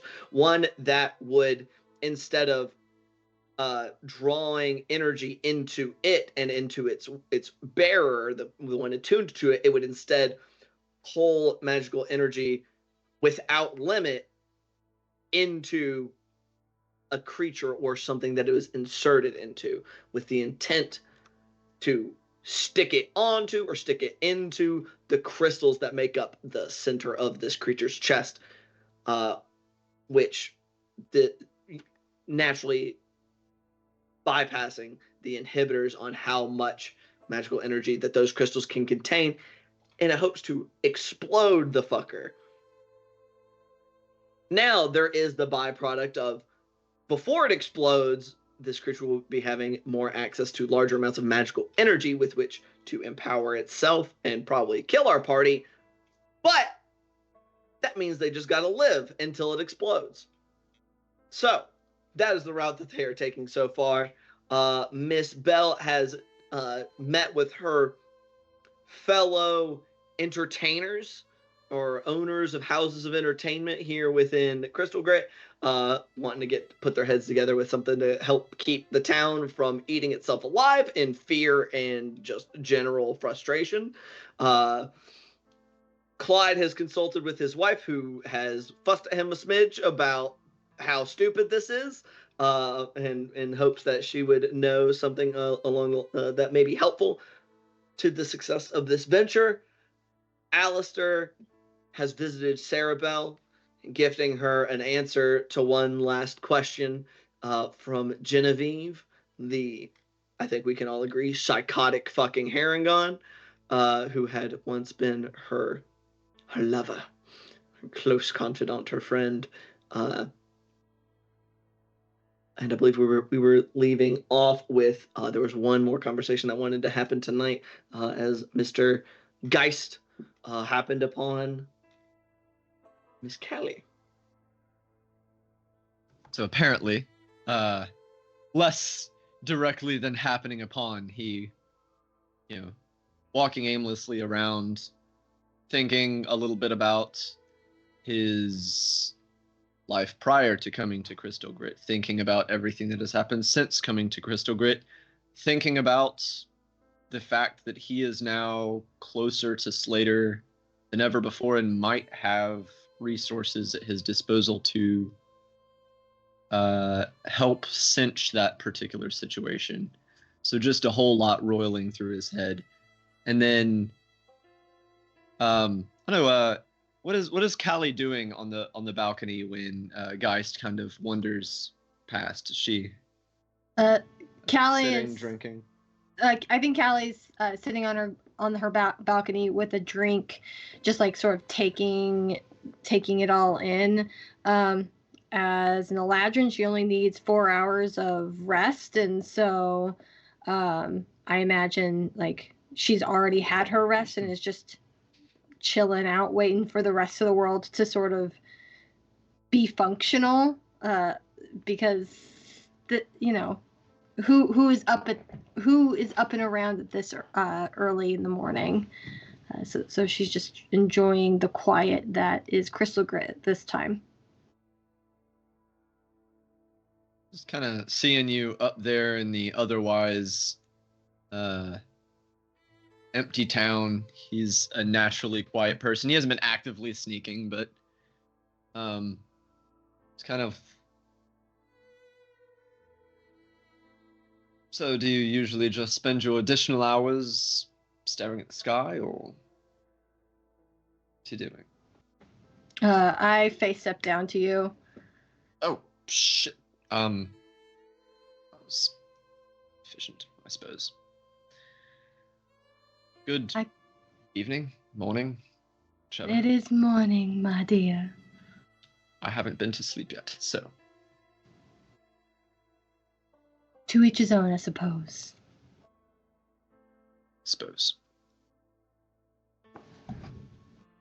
To answer your question, yes, I do sit quietly often. As opposed to most of the interactions we've had, most people in this town, or this town is quite quiet, if you haven't noticed. There's not exactly a lot going on, into the late hours. The multi-story drinking establishments and late night operas seem to be in absence here, so.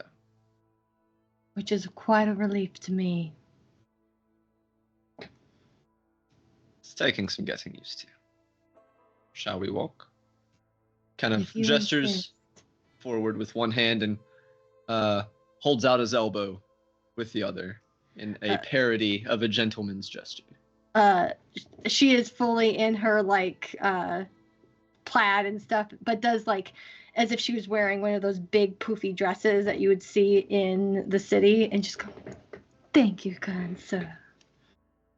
He's wearing like a untucked, just his linen button down and leather slacks and boots and not much else, so it's not elegant either. And just fit for the opera already. We'll have to open one here soon if you're insisting on sticking around. Miss Pearl does quite a fine job. I'll have to avail myself of her entertainment shortly. After Fair. this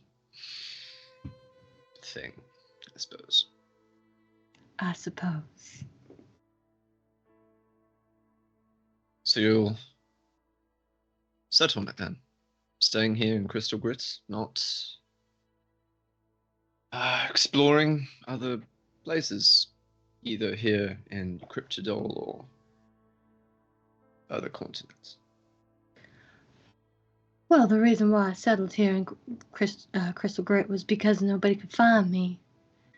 And Mr. Buchanan so kindly found a lovely amulet that nobody can even search for me now. And she pulls out an amulet of non-detection. So she's like, I don't think my father could even pay a god sum to find me, I don't think, unless he sets his eyes on me in person. And you don't think sightings recently could contribute to a more mundane approach to discerning your location? I don't know, Mr. Professor. I try to keep things interesting. Keep things something, that's for sure. And taking this stroll, again, aimlessly, he's not got a place in mind.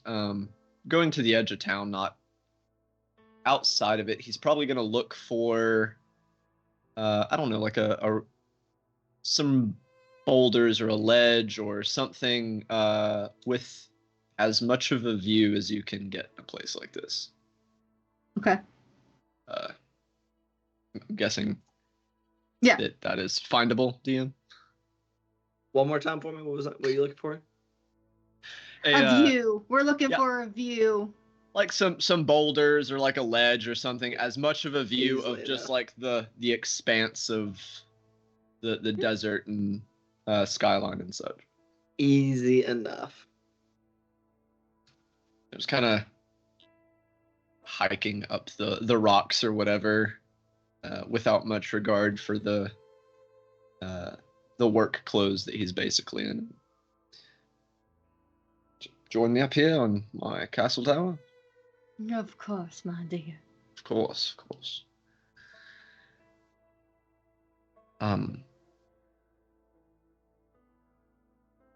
If you don't mind me asking, what do you intend on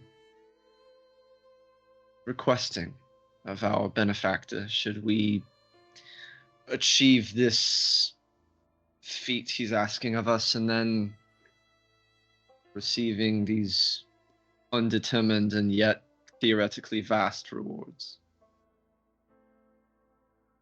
I haven't thought about that. Not at all. No, well, Professor, I would like to bring your attention to the fact that I just kind of go by the seat of my proverbial pants. Oh, I've noticed. Usually at the most inopportune of times. Of course. The absolute worst, actually. It is what it is. I don't know. Oh, sorry. Go ahead. I was like, I don't know, Professor. To be quite frank, when the train derailed and I found myself to be free for the first time, and nobody telling me what to do, and the gods giving me these powers, I vowed to myself that I would just live. And I have lived. I am young, but I have lived.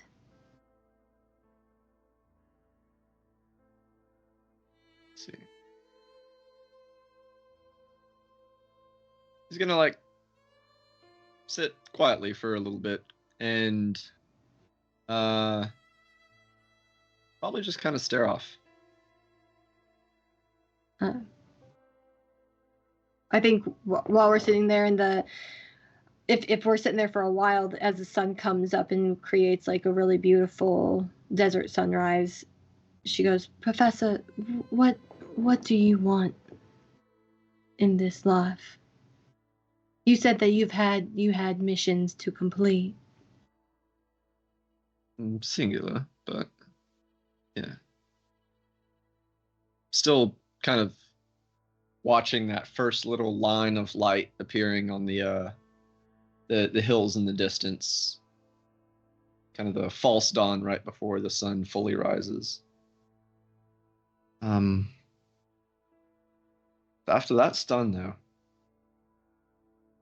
I'm not certain. Everything has been the previously aforementioned gilded cage, the departure from said cage, and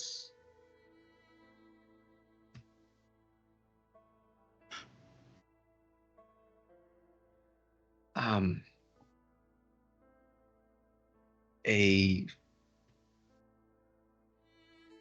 grudge to settle with the bird keeper, I suppose. Don't we all? But Professor, what if you didn't need to?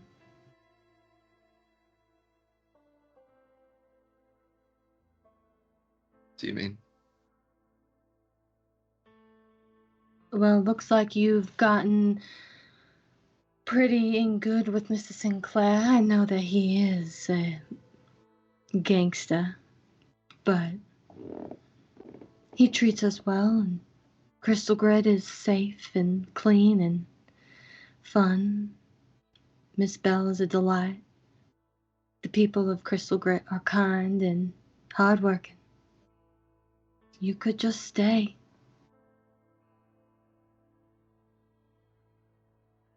I'm quite certain I could. I think that a man like Sinclair can utilize a man with my talents quite effectively, and he seems more than willing to provide sometimes concerningly fair compensation. That's what my experience has been as well.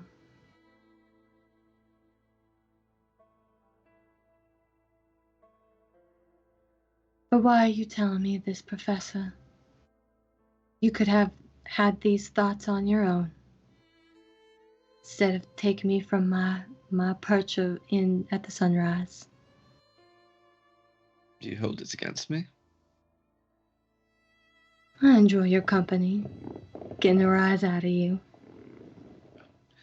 Harassing me, I think, is the term you are looking for, and you both seem to enjoy it and be quite good at it. Always.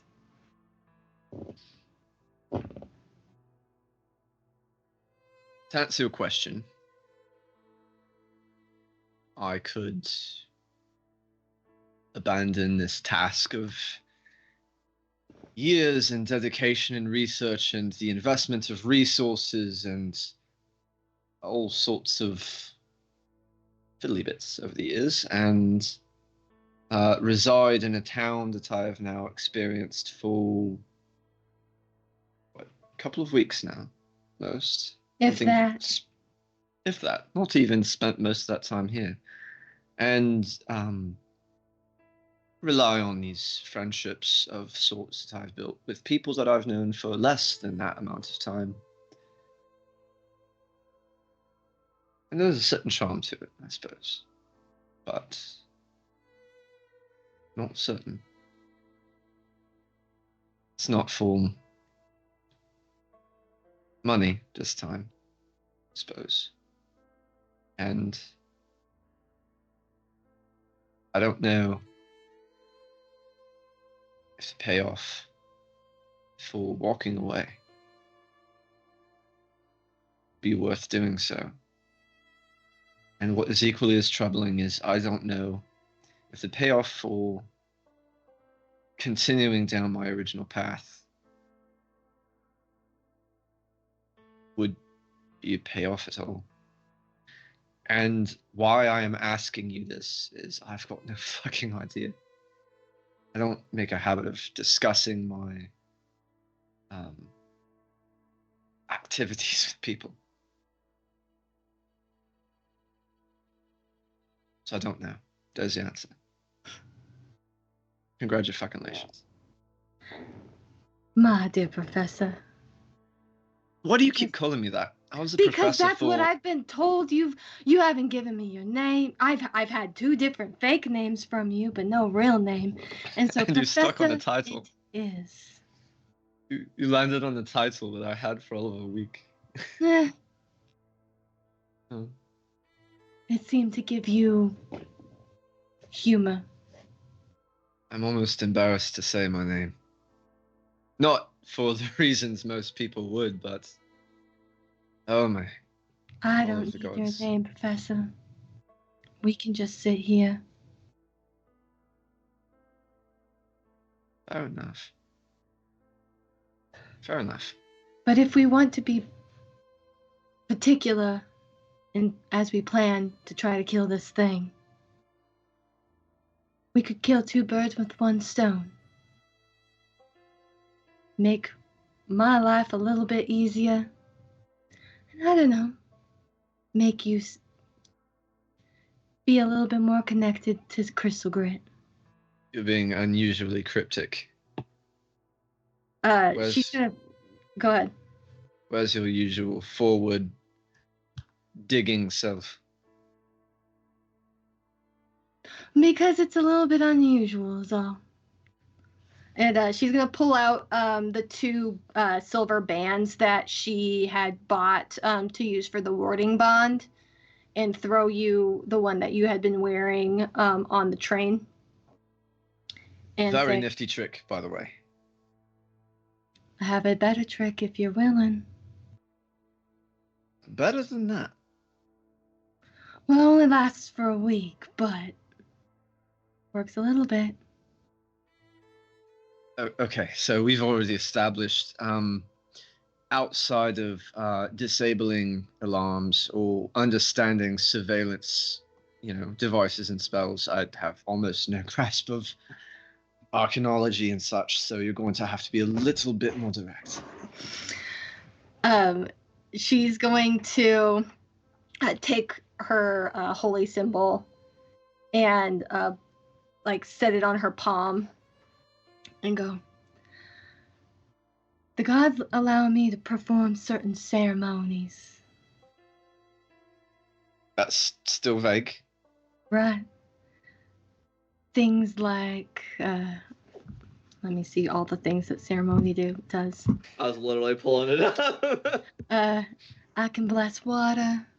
I can help people atone for their sins. Yeah, I can use that one, sure.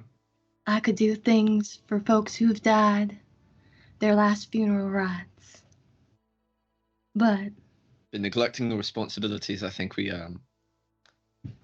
handled a great many people in the last town. I'm not worried about that. That's not my business. Okay. Coming of age, yeah, all those things. I am already an adult. Right. Although I appreciate the enthusiasm. No, the one that I'm talking about is holy matrimony, good sir.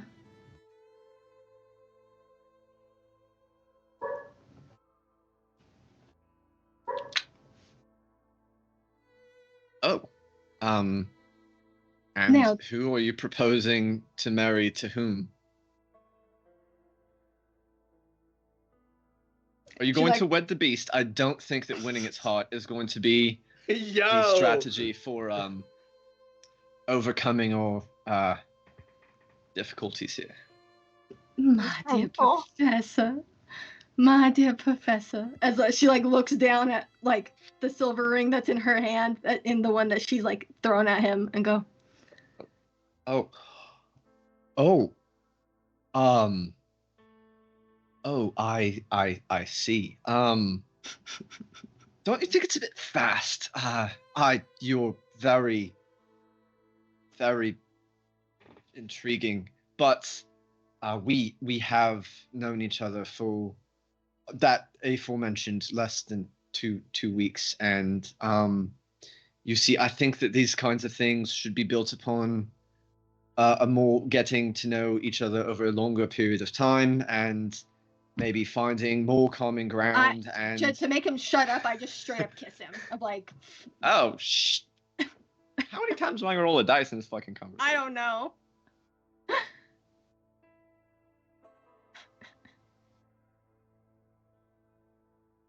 He seems fucking terrified. He like freezes and locks up entirely for a solid several seconds. And then just kind of lets you take the lead after that. It's like, I don't know where this is going. I'm a passenger on this train. Not angry about the train, but I'm a passenger. If you haven't done, she goes, Professor, have I been misreading any things, the things that you have been given? Because, as you said, I usually am quite forward on these things, and you have been. Yep, you are definitely forward. No, I misreading. Reading what? Oh, I'm not upset. That was just sudden. And he says that last word, just like eye contact, and he's still scared and confused. I think at that point she stands up and goes, Professor, I don't know what to tell you. John. John? Shut the fuck up. Yes, John. All right, Professor. Oh, for fuck's sake. Now I'm just going to say it to make you annoyed, because I like that. I believe that.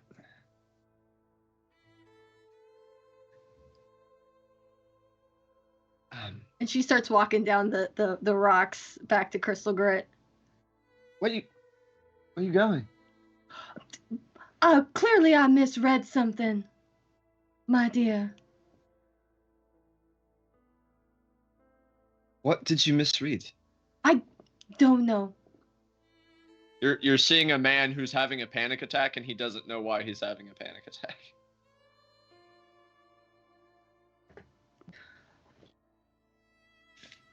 I'm losing my ribbon. It's Professor. fine.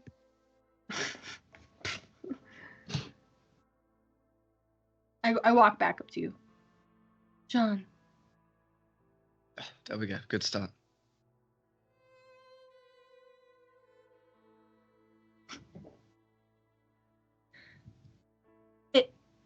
My proposal for that is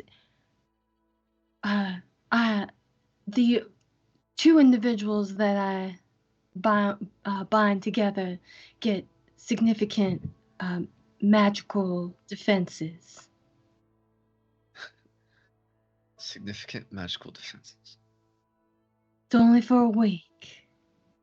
And if one of us dies, then we can be free to marry whomever we choose. But And is that all it is? Is a combat advantage? no. But you seem very confused, and I'm a little confused, yes. Sorry. It's a lot, okay? I know, but Miss Bell just said to use my words, and I'm trying. I bet she did. I work in a brothel, John. We're not very discreet.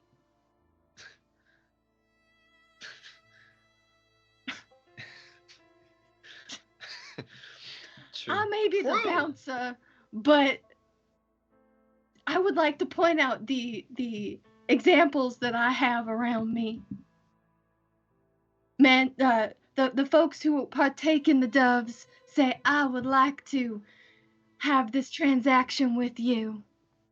And then they go do the thing.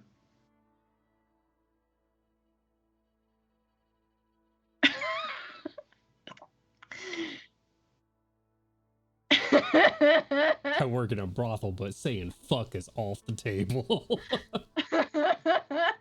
They do the nasty. No. See, I say, dude. Here's the thing: at brothels, they do Oh, lots shit. of stuff. They do Callie lots doesn't know of where stuff. babies come from. Not true. Callie fully knows where babies come from. Kelly says, did they go and should they bribe the stork not to come in the other room for hours it's at a the belly time button. sometimes? Good. No. Very innocent. She'll murder people in Oh a my heartbeat, god. but fucking where babies come from? It's a mystery. That I didn't study gets that loud. magic. It's black So- magic is what it is. Sorry, I've never been proposed to before, so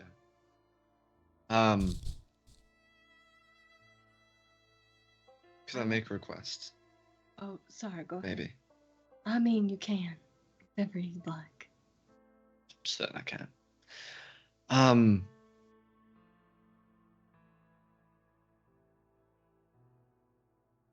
If we both make it out of this, not being brutally killed by a eldritch and seemingly far too powerful beast of many, many minds crammed into an absolutely horrifying body of both biological and mineral nature.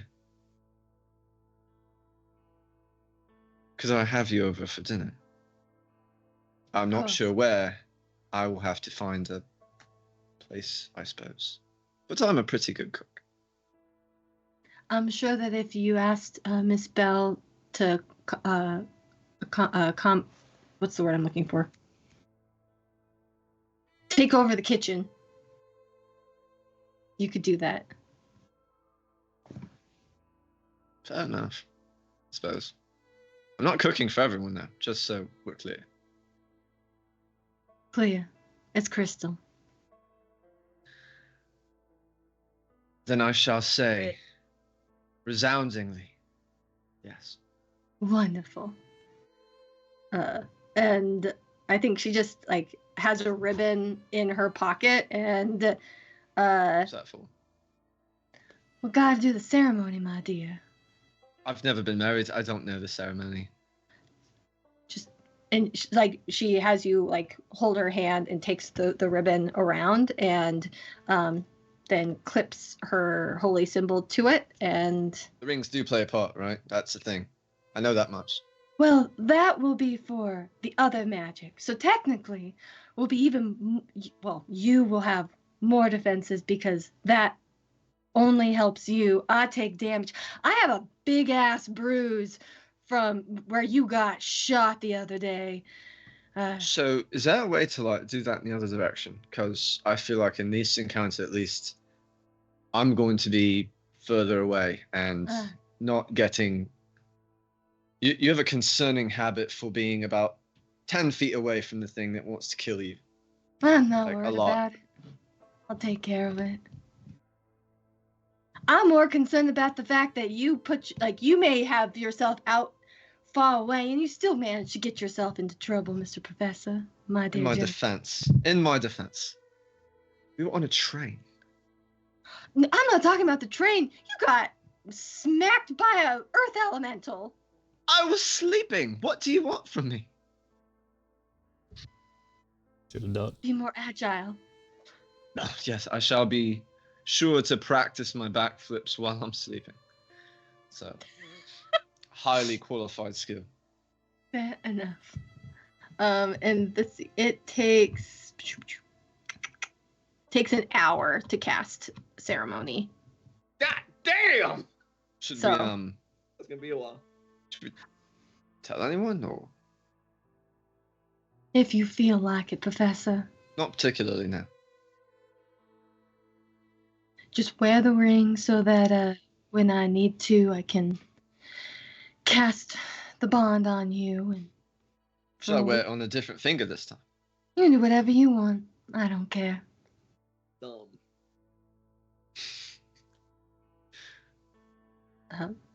But she puts the ring on the ring that would, or on the finger that would be for, like, being married. That's right. I could change that. I could make the thumb be the ring finger in, You could. in my this is Whatever my you want. world. I could do that. I'm not gonna, but I could. The unprecedented power of DM Hood. It's like, oh shit, Woo. I'm God. This is my fucking world. That's true. I can do that. It's your big toe. That's the ring finger.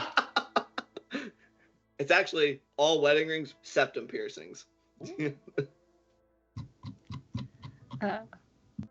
But cutting. yeah, as after I've like tied our hands together, we can. I think like the casting, like that full hour is just us walking back from wherever that our little overlap was. All right. Is that it for you guys? I don't know. Is there anything else, Mr. Professor?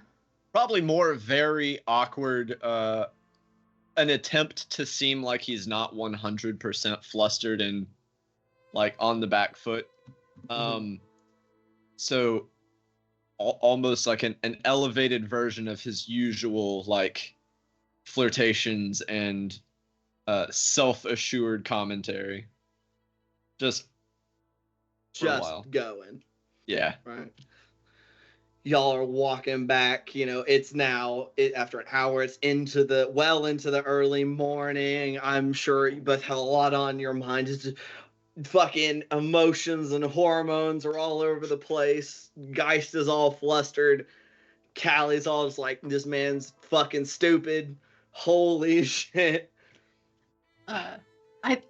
Sorry, I was just gonna say it's like after the hour, she takes the like string or like the rope that she had used to tie their hands together to complete the ceremony, and goes, Professor, I need to check in with Miss Bell before I go and have a conversation with Mr. Sinclair and Mr. Buchanan. Right. Yeah, I also need to speak to both of them. Okay. I guess I will go take care of that. Ah, Right. Well, I'm gonna go say hi to Miss Bell. have a lovely rest of your morning, my love, My dear. my dear.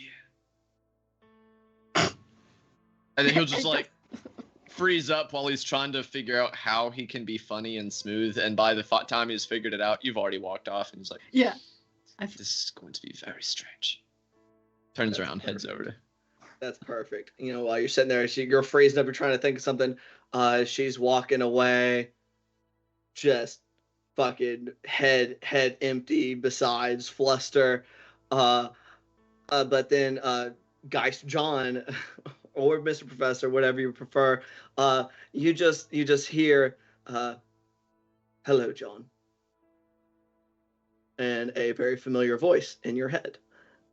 He is. Oh, in his head. In Oh, your head. very different reaction then. He's here. "Hello, John. He will not respond. I can't say that I expected you to follow me all the way over here, but I can't say that I'm disappointed." You said a familiar voice? Yeah. Is this Slater? Yeah. "Be a good boy for me. Make yourself the best stepping stone you can be for my position here.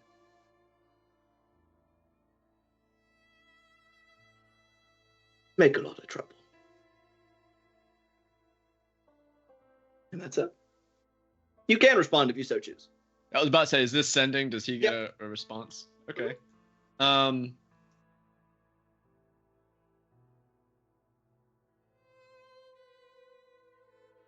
It's probably also taking John a few minutes to figure out how exactly he wants to phrase his response.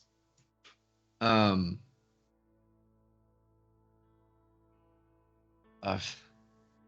never really considered myself to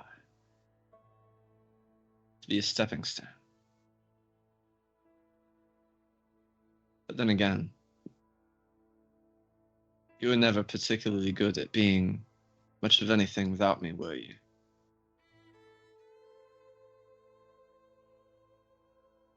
We'll see how this plays out. Or I will, at least.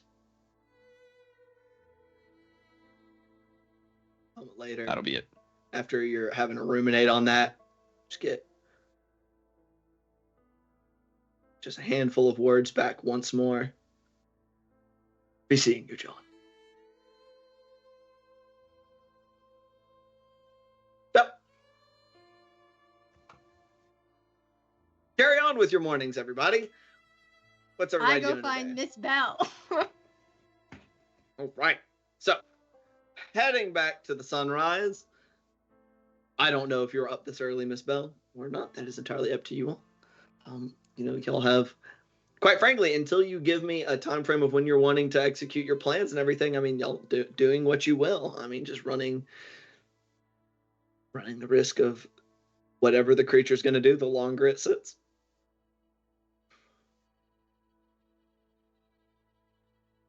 So, what's happening? Who's doing what first? Clyde's hanging out with his wife until somebody's got a bright idea. He shoots things. That's fair. Very understandable. You're hanging out with your wife and your dog. Y'all are chilling. Callie wants to go talk to Miss Bell and then have a conversation with Buchanan and Sinclair to figure out the particular logistics of, like, because she has knowledge of the arcane and that kind of thing. So see if there's anything she can help with that, with our weird bomb thing, and see how long that could take, because I think that will be a piece in our puzzle of, like, what that timeline looks like. For sure. All right. Sarah Bell is going to have a conversation with John and then go to Mr. Buchanan with Callie, if possible. Okay. So, who would like to start? If you would. I do not have a particular care of order, so whoever's feeling like they want to go first. I'll go first. Swag money. So waking up, Sarah Bell sees John, who is sitting on top of the makeshift bed that she made. Sarah Bell can't seem to get rid of me.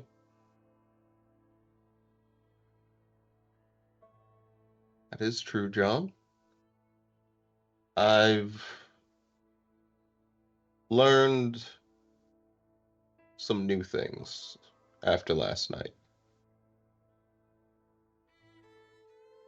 And I think it is time for our relationship to change. Hopefully bring some end to the enmity between the two of us. Well, I used you as a tool. I was used as a tool. And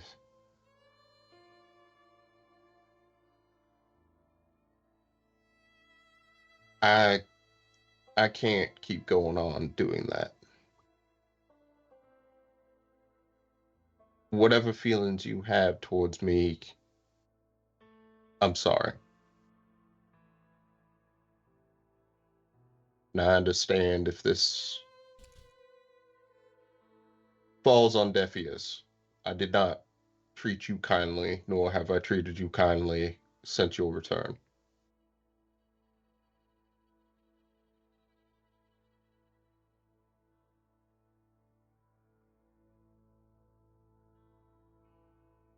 I'm here to liaise on part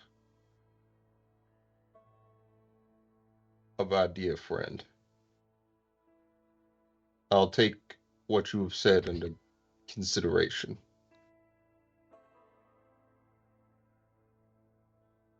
We best get going.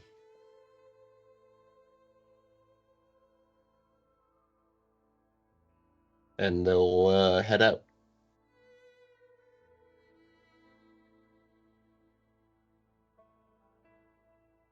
I'm so sorry. You got carry on.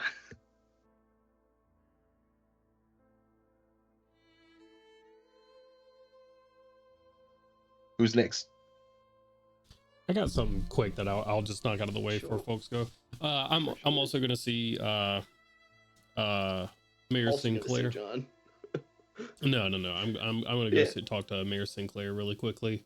I'll Sure. bring that envelope with me, with the book in it, so it's a thick envelope. Bring Agatha Interesting. with me as well. Wherever I find them, I'll say, I'm gonna be cashing in on the favor a little bit early. You can expect the job to be done within the coming week. I'll pull out the package. hand Really? it. Indeed, sir. I need this teleported to Verilyn, preferably to my publisher. That's it. Should be Does easy your enough. publisher have a name and address? Already on it. Just kind of looks at it. Just kind of like he looks genuinely kind of curious. I'm sure that can be arranged. I figured as much. What is your relationship with Mrs. Bell?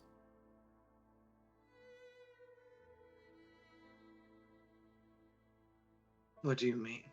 What is your relationship with the Sunrise specifically?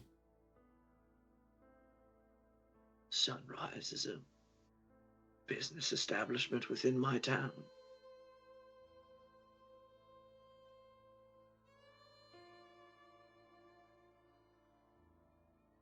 Indeed, and yes, does she pay you a tax or a fee? Oh, everyone pays taxes within these towns. Only way for a government to make money. Surely.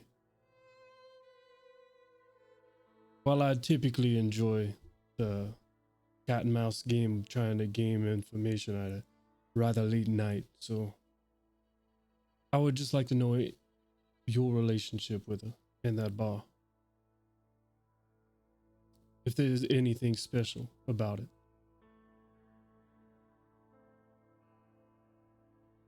And it looks kind of curious. Special about the bar, the building itself. I mean, it is a well-run business. It helps keep the miners happy. It is a easy place of distraction for those that need distracting. You wish for directness from me, Mr. Dotry. What are you asking? I want to know if that's leverage you're holding over Miss Bell to keep her anchored here or otherwise. I have done no thing to force Miss Bell or anyone in her employ to stay within Crystal Grid. I'll insight check it. Sure. +3 go. D6 go. Fuck me. These go.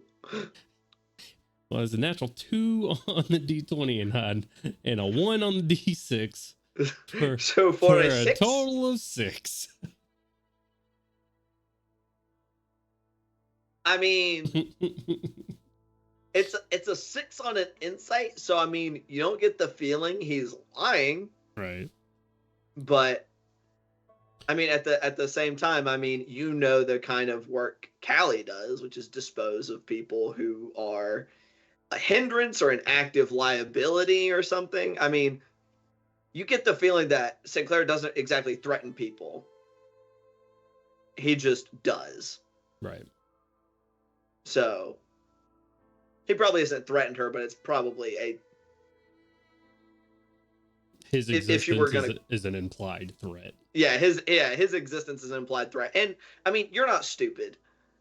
I mean, she knows a lot about how this town works. Right. So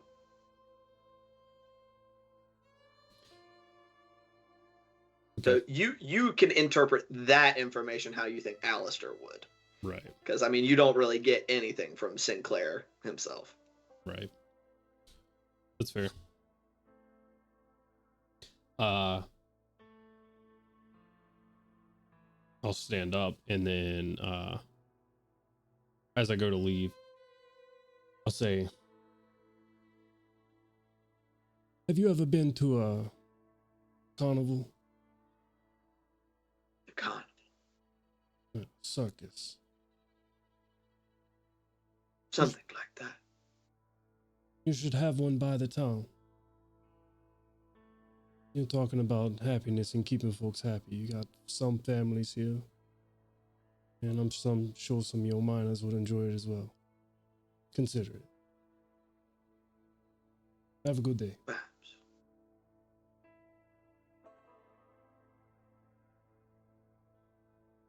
You leave. All right. I go into the back where I know Miss Bell is at, with like some hot coffee and fresh made cinnamon rolls, like in her off, and like knock on her office door. Miss Bell. My dear, I see you made it home. I did.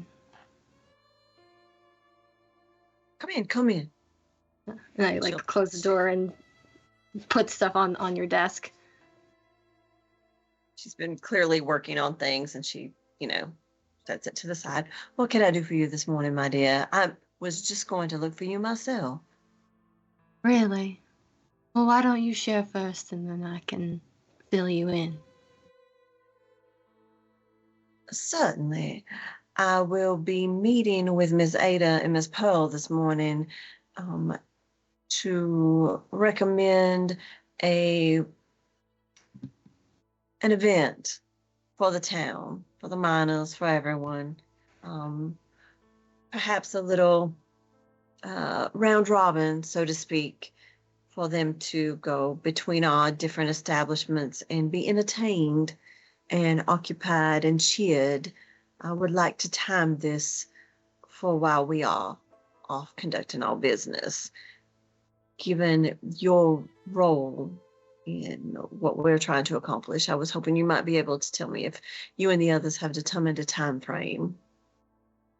I am, after I have this conversation with you, I was going to go talk to Mr. Buchanan about what his timeline regarding incendiary device for this creature, how long that might take. I imagine it'll be maybe 3 days, 4 days tops. That would be my hope. Any longer, and we're inviting tragedy, honestly. All right. I am supposed to leave to meet the ladies soon. I will try to get things started without nailing down a time, but as soon as you have a time frame, can you please let me know, my dear? I feel it will be very important to keep our fellow townsfolk occupied and safe during that time as much as we can. Right. And Miss Bell, I just want to say thank you for your guidance. I appreciate you. Indeed. Sometimes we just have to use our words, don't we? We do. And sometimes action is necessary as well. I think so.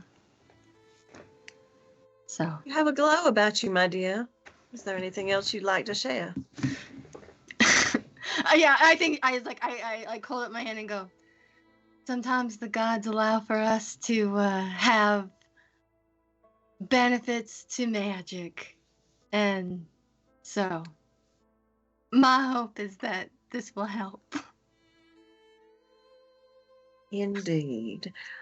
I will let I will let Daisy know to clear the lodger room at the end of the hall so that you and the professor can move in to enjoy some nicer spaces, at least for the next night or so. Miss Bell, I don't think that the professor wants that, and that's okay. We can figure things out after we've murdered this monster. There's a couch in there. It's fine. Sometimes men just need a little help. They don't always True know their roommates. own mind. Must wait That until we is kill true. the Velociraptor demon. They Velociraptor. What the I what? told you I've envisioned this thing as a Okay, babe. death claw from the get-go.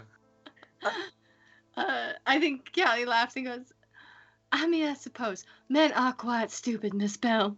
I truly am baffled at the things that led up to this situation, but I'm enjoying myself. I think it's quite funny. As long as you are well, my dear. I'm great. And I do look forward to perhaps some leisurely drinks and catching up after we have completed our task. It seems this is a great story. He did ask if he could cook for me after this entire thing, so maybe I could buy the kitchen from Pax if that wouldn't be too much trouble. I don't mind at all, but you know how Pax is. He I is going promise. to need to leave the kitchen the way he finds it, or I am not responsible for Pax's actions. I know how Pax likes it to be kept clean. I will help him and keep that ordered, Miss Bell. But Certainly. He may take that up with Pax, and you can let Pax know that whenever the professor comes to him that I have said that is okay. sounds good, Miss Bell. I'm gonna go talk to Mr. Buchanan unless there's anything else you need from me. No, dear, if you could just let me know about that time and as I ask. Thank you. And as she opens the door, Billy's he was waiting because like he had been headed into Belle's office, and as Callie walks out and Billy walks in, he shuts the door. So, Hell yeah. Yeah.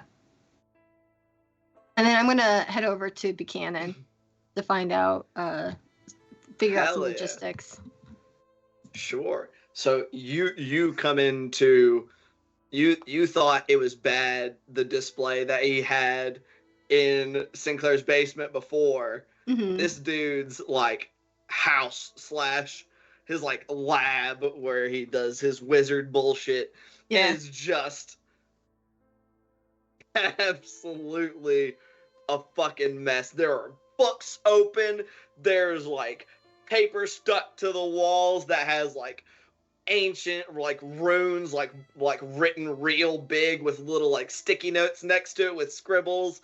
Like he is dedicated, like full stop. Anything that is not related to figuring out shit about this creature has gone. There's like stuff strewn everywhere. He's got piles of other, like the stuff that he had been like selling previously is just like piled on his bed.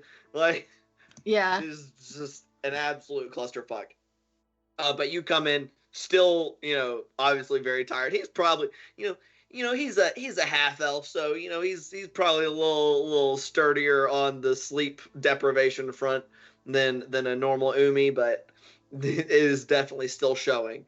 But you come in there and he said, well, hello, Miss Callie. What can I do for you? Chugging coffee. I think the first thing that I do is Mr. Sinclair didn't send you, did he? I'm still definitely doing as I'm Miss seeing what else I Buchanan. can find for all of you and your friends. And I'm gonna like touch him on the shoulder and cast Lesser Restoration on him. I know that doesn't do a whole lot, but the hope is like I don't have calm emotions, and so this is the hope of like just like I don't know to help him out and just go. No, Mr. Buchanan, take a deep breath. Mrs. Sinclair has not sent me. Okay. I'm here to see if I can assist you. Okay. Well, I get my magic from the gods. Right. And so maybe I can help you. We've been discussing a way to kill this thing, making kind of like a holy incendiary that we put into its chest to explode it. A bomb? Yes, Mr. Buchanan, a bomb. Now, my question for you is there anything in the writings that we can utilize to either confirm this idea and think, yes, this will actually kill this thing, or if we're just going to blow ourselves up?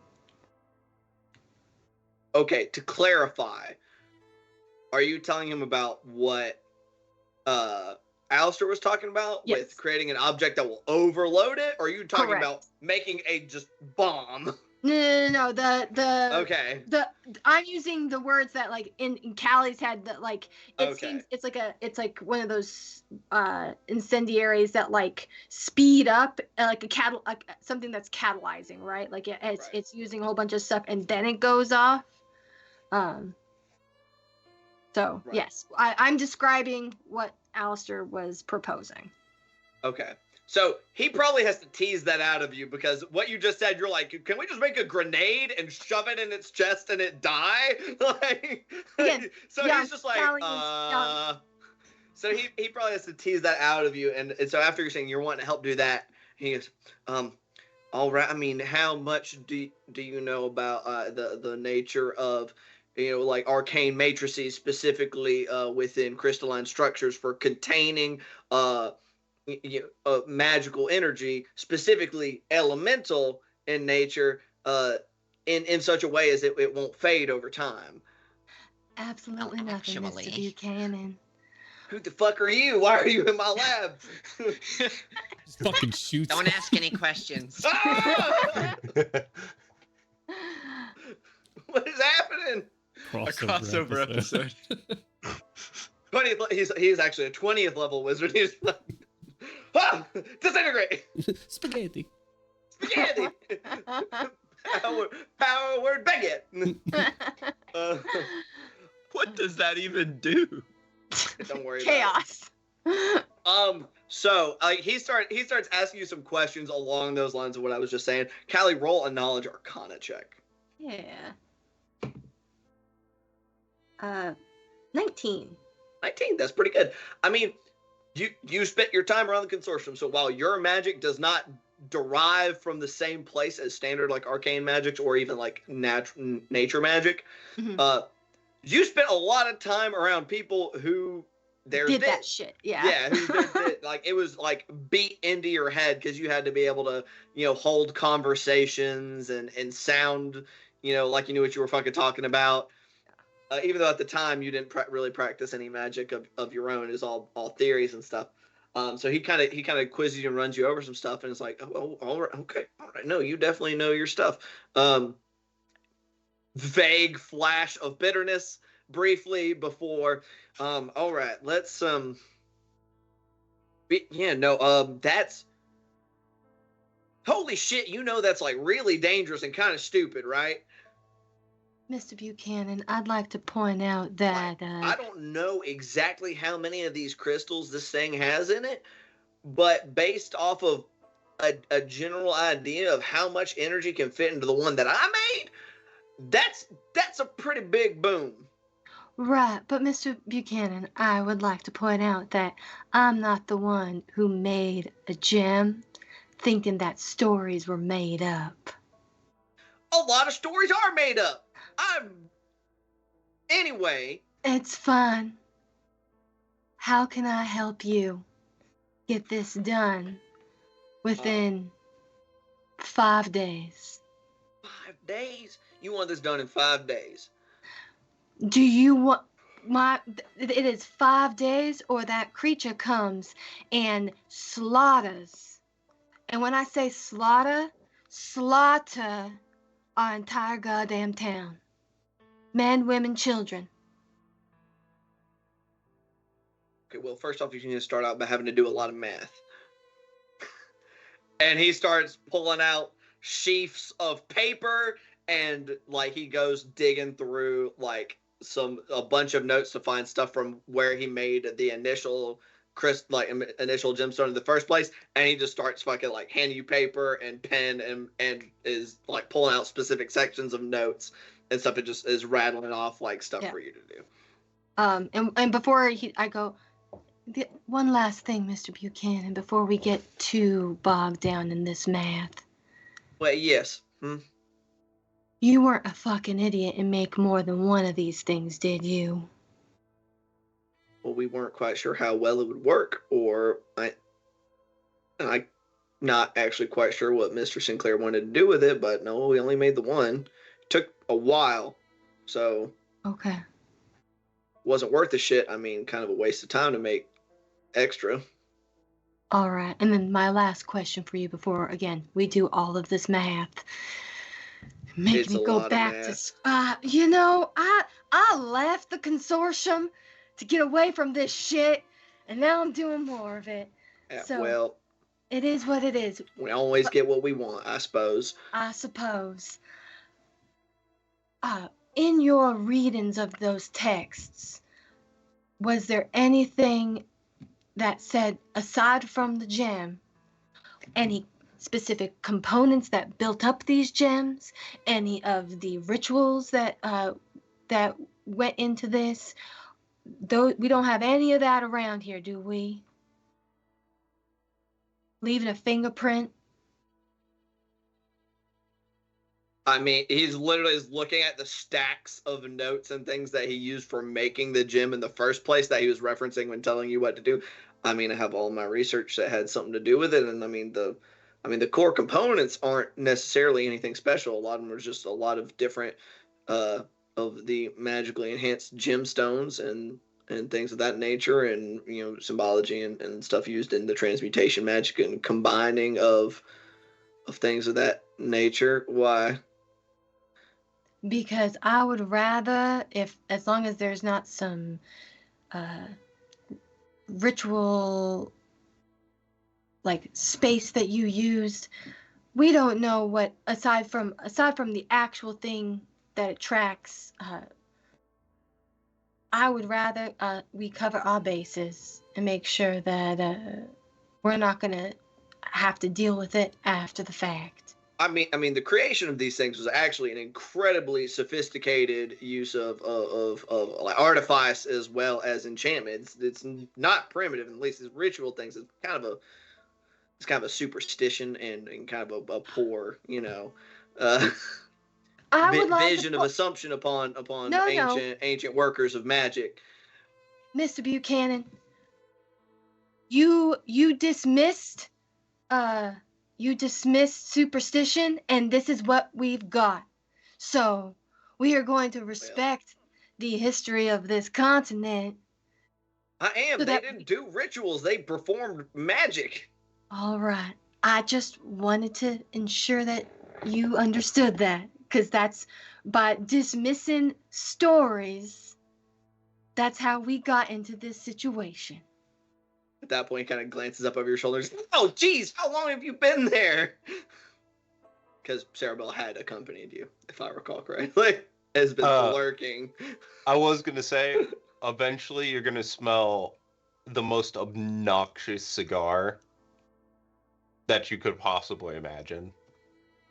And if it's the one that John was smoking on the train, Callie doesn't even look behind her. She goes, Miss Sarabelle and John, what are you here to help Mr. Buchanan and I create this bomb?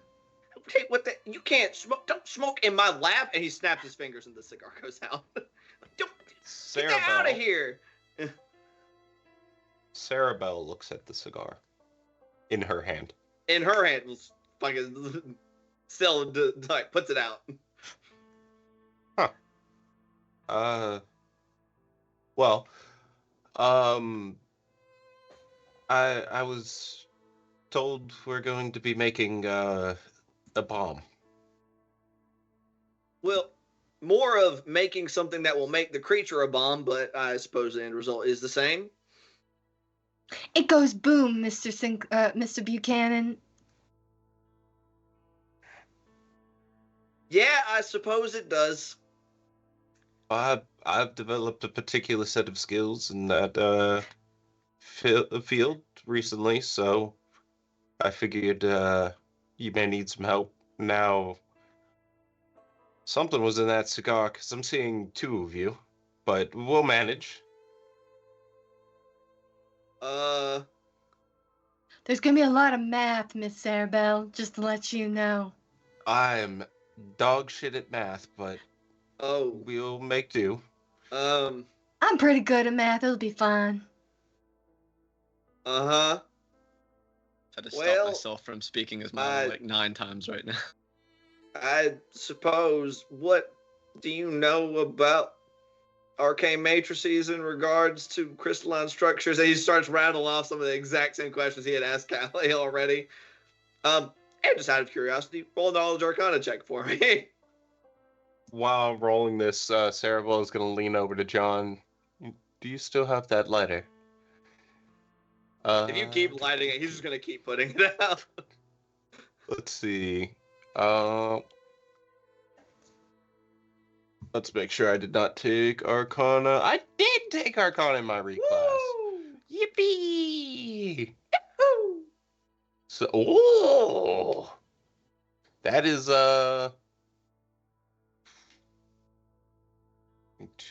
25. Holy shit.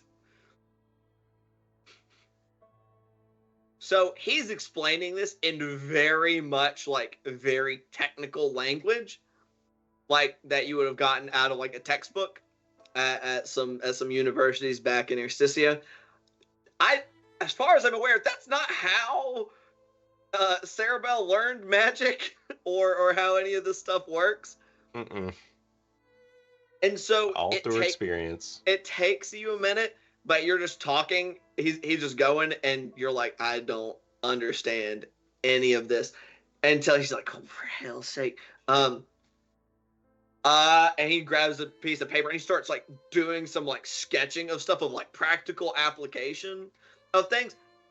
And you go, oh, yeah, no, I know exactly how to do that. And so y'all go back and forth. Like you can't peg any of the lingo on that he's using, like matrices and crystalline structures of gems. Like, what the fuck is that? But you know how much energy you can put into a goddamn rock before it'll blow up. Like, you know how to tell. You know how to tell like about how much magic can be stored in gemstones and things of that nature. And so y'all go back and forth, and he is actually. And if you keep lighting this, I assume you're still lighting the cigar while this is going on. And he just keeps going. Prestidigitation. And you can tell that literally the only reason he keeps putting up with it without kicking you out is that the dawning realization of that, holy shit, she actually knows a lot of what she is talking about. And he is dismayed. As this is happening, because I only rolled a 19, so like I know basically enough to be like to based off of what your description of like I knew enough to talk to consortium members to make them think that my father was like educating me in all these things. I let Sarabelle and Buchanan chat and do the majority of the work, and I go over to Mr. Sinclair to inform him that yes, we are indeed going to take him up on this, and then if he has anything else he wants to chat with me about, I avail myself for that conversation. Real quick, before you go, in the middle of one of the conversations that Sarabelle's trying to like figure out the words, she's still going to be turned towards Buchanan, but she's going to take well, one hand. She's gonna Can't take go her in the hand, yeah, with the cigar in it. Of course, huh? She's missing her middle finger. How is she? It doesn't matter. Um, she's gonna take the cigar and point it at you and go, "You're smiling a lot." I'm always smiling, Miss Val. More. It's disconcerting. Maybe I like to disconcert people and just like wander out. And then she's gonna like puff off the not lit cigar. Will you stop? He gave it to me. It's very nice. I don't care. Stop blowing smoke in my workshop. Anyways, if you balance these, then Yes, exactly. That is what I'm saying. So, dear anything that'll listen. Okay, so it just goes into like y'all are fucking brainstorming for how to make this work, and because the big sticking point is making it small enough. Because the bigger it is, the easier it is to make. It would be easier to focus that kind of energy. So you're needing to make it compact enough that it can be used to attach to this creature, and also you're trying to make it as efficient as possible so that it will siphon it into it as quickly as possible, because the quicker it goes, the easier of a time y'all will have. So that y'all are gonna be able to make it. Those are the two limiting factors that y'all are trying to crank down as low as you can get them. So, which those will be there'll be dice rolled for that. Not right now though. So, other folks, we got some last minute stuff we wanna hit out of here. I believe Callie was doing stuff with Miss Sinclair. I interrupted it. No, I mean it's mostly just like popping into going into to tell Sinclair that we are doing this job. And he seems not surprised. right. I figured, yes. Well, I just wanted to make sure that it was brought to your attention and made official. Clear communication is appreciated. Yes. Now, is there anything else you need from me over the next few days? Because my time will be occupied working on the plan to get rid of this thing. Well, I would, of course, appreciate the plan as it stands.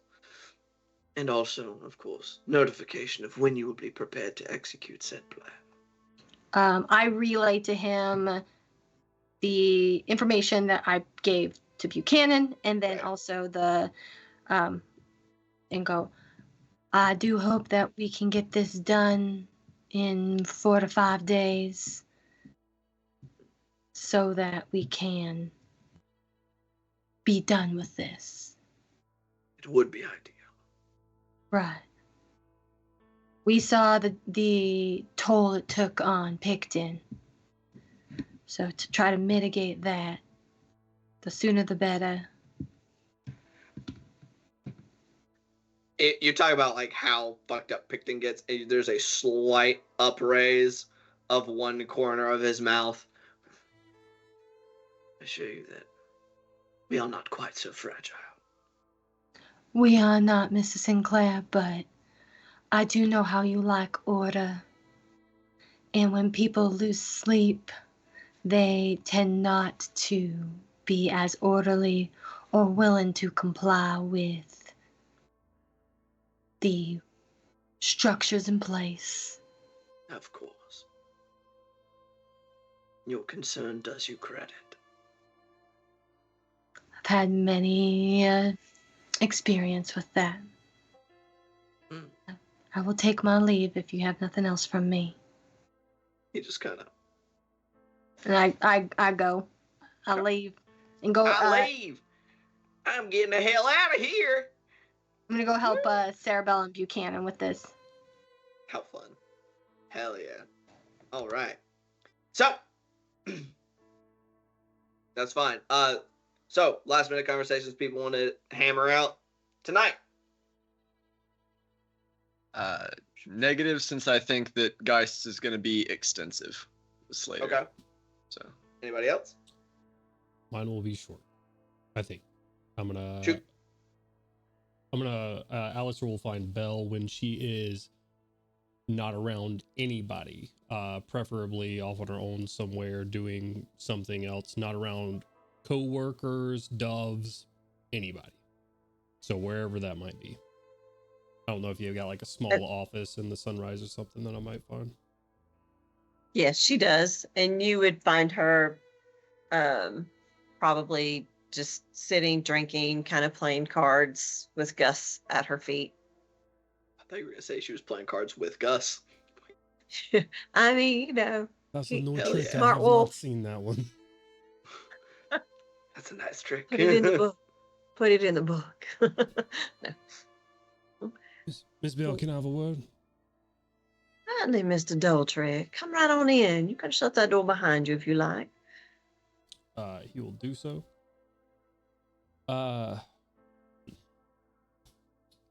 Miss Bell, I just after our conversations, I find it interesting that you decided to stick around Crystal Grid. Was wondering if there was any reason behind that. Indeed, and why is that? Not much around here. Doesn't seem a very family-friendly place. I can see that.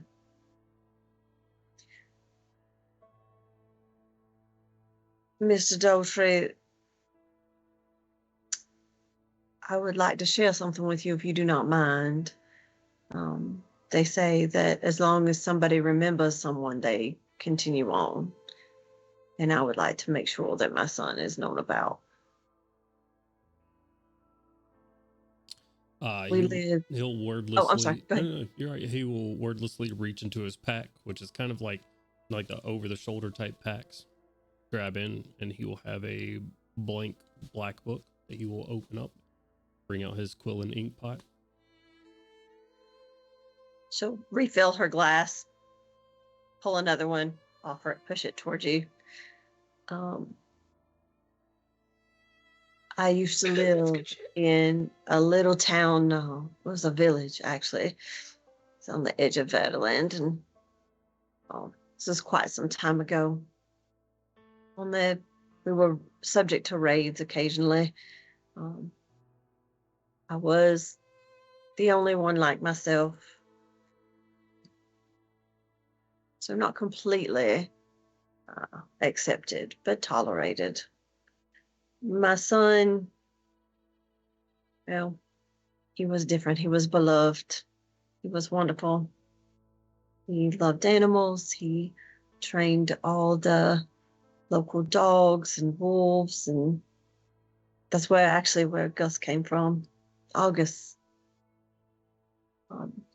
Alton's father, well, he was gone before we ever knew that Alton was ever going to be around. I heard he was killed in an adventure. He was an adventurer. So you can imagine that sometimes it can wear on someone when it's just you and hard to find time on your own. So my son was the light of my life. His name meant sunrise. And there was one day I was going into the woods to collect the herbs and things that we needed for the week. And Alton wanted to go with me, and I just was so tired, Mr. Daltrey. I just wanted a little time alone. So I told him he could not come, and that we would play cards when I arrived home.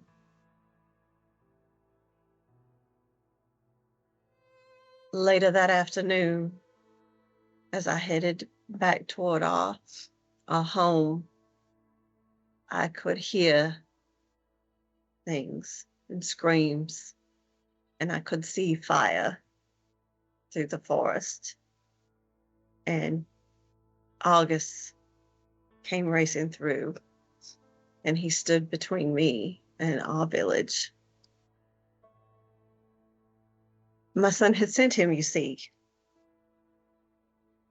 and he would not let me go near danger because that was what Alton had told him.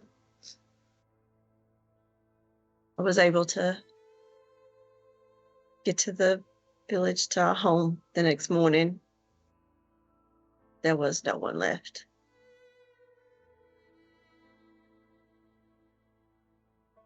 I stayed there. I don't know how long I stayed there, to be honest, Mr. Daughtry. August and I both grieved together until another band of folks came across the road. They saw me and they called out. It was not going to be good. As I said, I was not common. My kind were not common there at that time. So we fled and we traveled. And we eventually found our way to Cryptidal and eventually found our way to Crystal Grit. And what is now the Sunrise was barely standing. It had been not abandoned, but in disrepair at the very least for quite some time. Billy was here. And Mr. Sinclair had just been here for a short time. And he allowed me to just have it because I wanted it. And as I was here and I began to work and clean, and doves came and they stayed, and other folks came and they stayed, and we created home. And we created a family. Family I have not had since I refused to let my son come with me into the woods and into safety. So is Crystal Grit family friendly? Not so much, Mr. Daughtry. But it is my family, the one I have created for myself. And so I stay. And I do what I must. Protect those that I can.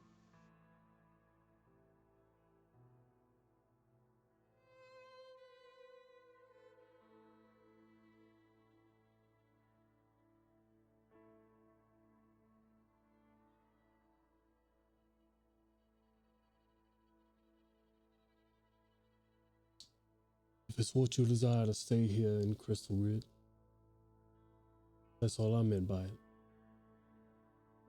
Indeed. If this is what you want, I wanted to make sure there was no coercion or other persuasions outside that would keep you here. She looks around and there's, there have been drawings done of different doves and there are things belonging, there's mess, stuff that belongs to different people. You can hear people goofing off in the front room as they're supposed to be cleaning. There are things that keep me here, Mr. Daughtry. But they are things I choose, and I do greatly appreciate your concern. I hope you will take the story of my son, and now I know that someone else knows it.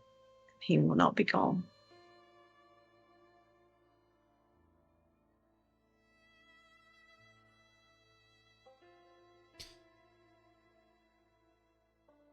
I will do my best to spread the story of Alton far and wide so it lasts in as many memories as it certainly can, for as long as it can.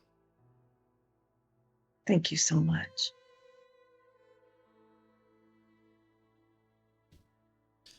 You'll get up, give her a slight bow, and then leave the room. And that's it. Ooh, get my desk. Alistair J. Daughtry steps out of the room, leaving Miss Bell to her thoughts. And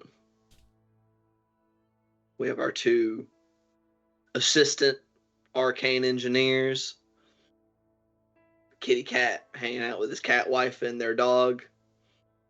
You have a professional assassin thinking some thoughts of, I'm sure, many different varieties. A lot to think about this morning. Our Geist, our John, our dear John. Hanging on out of Crystal Grit. There's some happy stuff going on, but there's still evil afoot in these there hills. And they're gonna do something about it next week, probably. Well, actually both next week in-game-ish and next week IRL.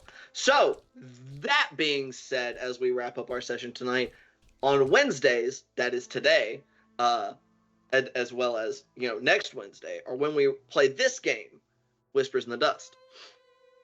Though, depending on how things go next week, won't be for much longer. Maybe for really not much longer, depending on how things go next week. Oh boy. But that is at 7 p.m. Eastern Standard Time here at the Hard Knock Dice Twitch channel. But then on Saturdays, we do our Across Eberron campaign, which is DM'd by my boy Johnsy, or Alistair, or creepy fucking author. But yeah, he's standard fantasy god, whereas I'm cowboy god. Or like, not standard fantasy god, more like a slightly arcanotech fantasy god. I don't know. But that's at 5 p.m. Eastern Standard Time on Saturday, so definitely be there for that, because that is so fucked. We are dumb and very screwed, probably. But aside from that, of course, there's still that link. We wanted to donate to Children's Healthcare of Atlanta through Extra Life. Click on that link, rip open your chest, reach in the heart wallet, and do the rootin' tootin' point and shooting good cowboy thing.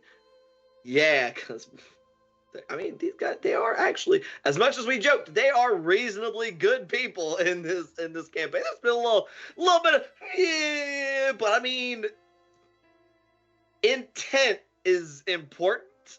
All things are relative. Mark. Intent is important, question mark. But yeah. But as we head out of here, we're going to be rating Legends of Vantress. They also do TTRPG things, are absolutely fucking hilarious. A lot of good stuff there, so show them love if you don't know of them already, because we like to support our fellow role players and things. So do that. Yeah, and we'll see y'all next time. Bye! Bye! Y'all come back bye, now. Bye! Bye! Bye! Bye! Bye! Bye! Bye! Bye!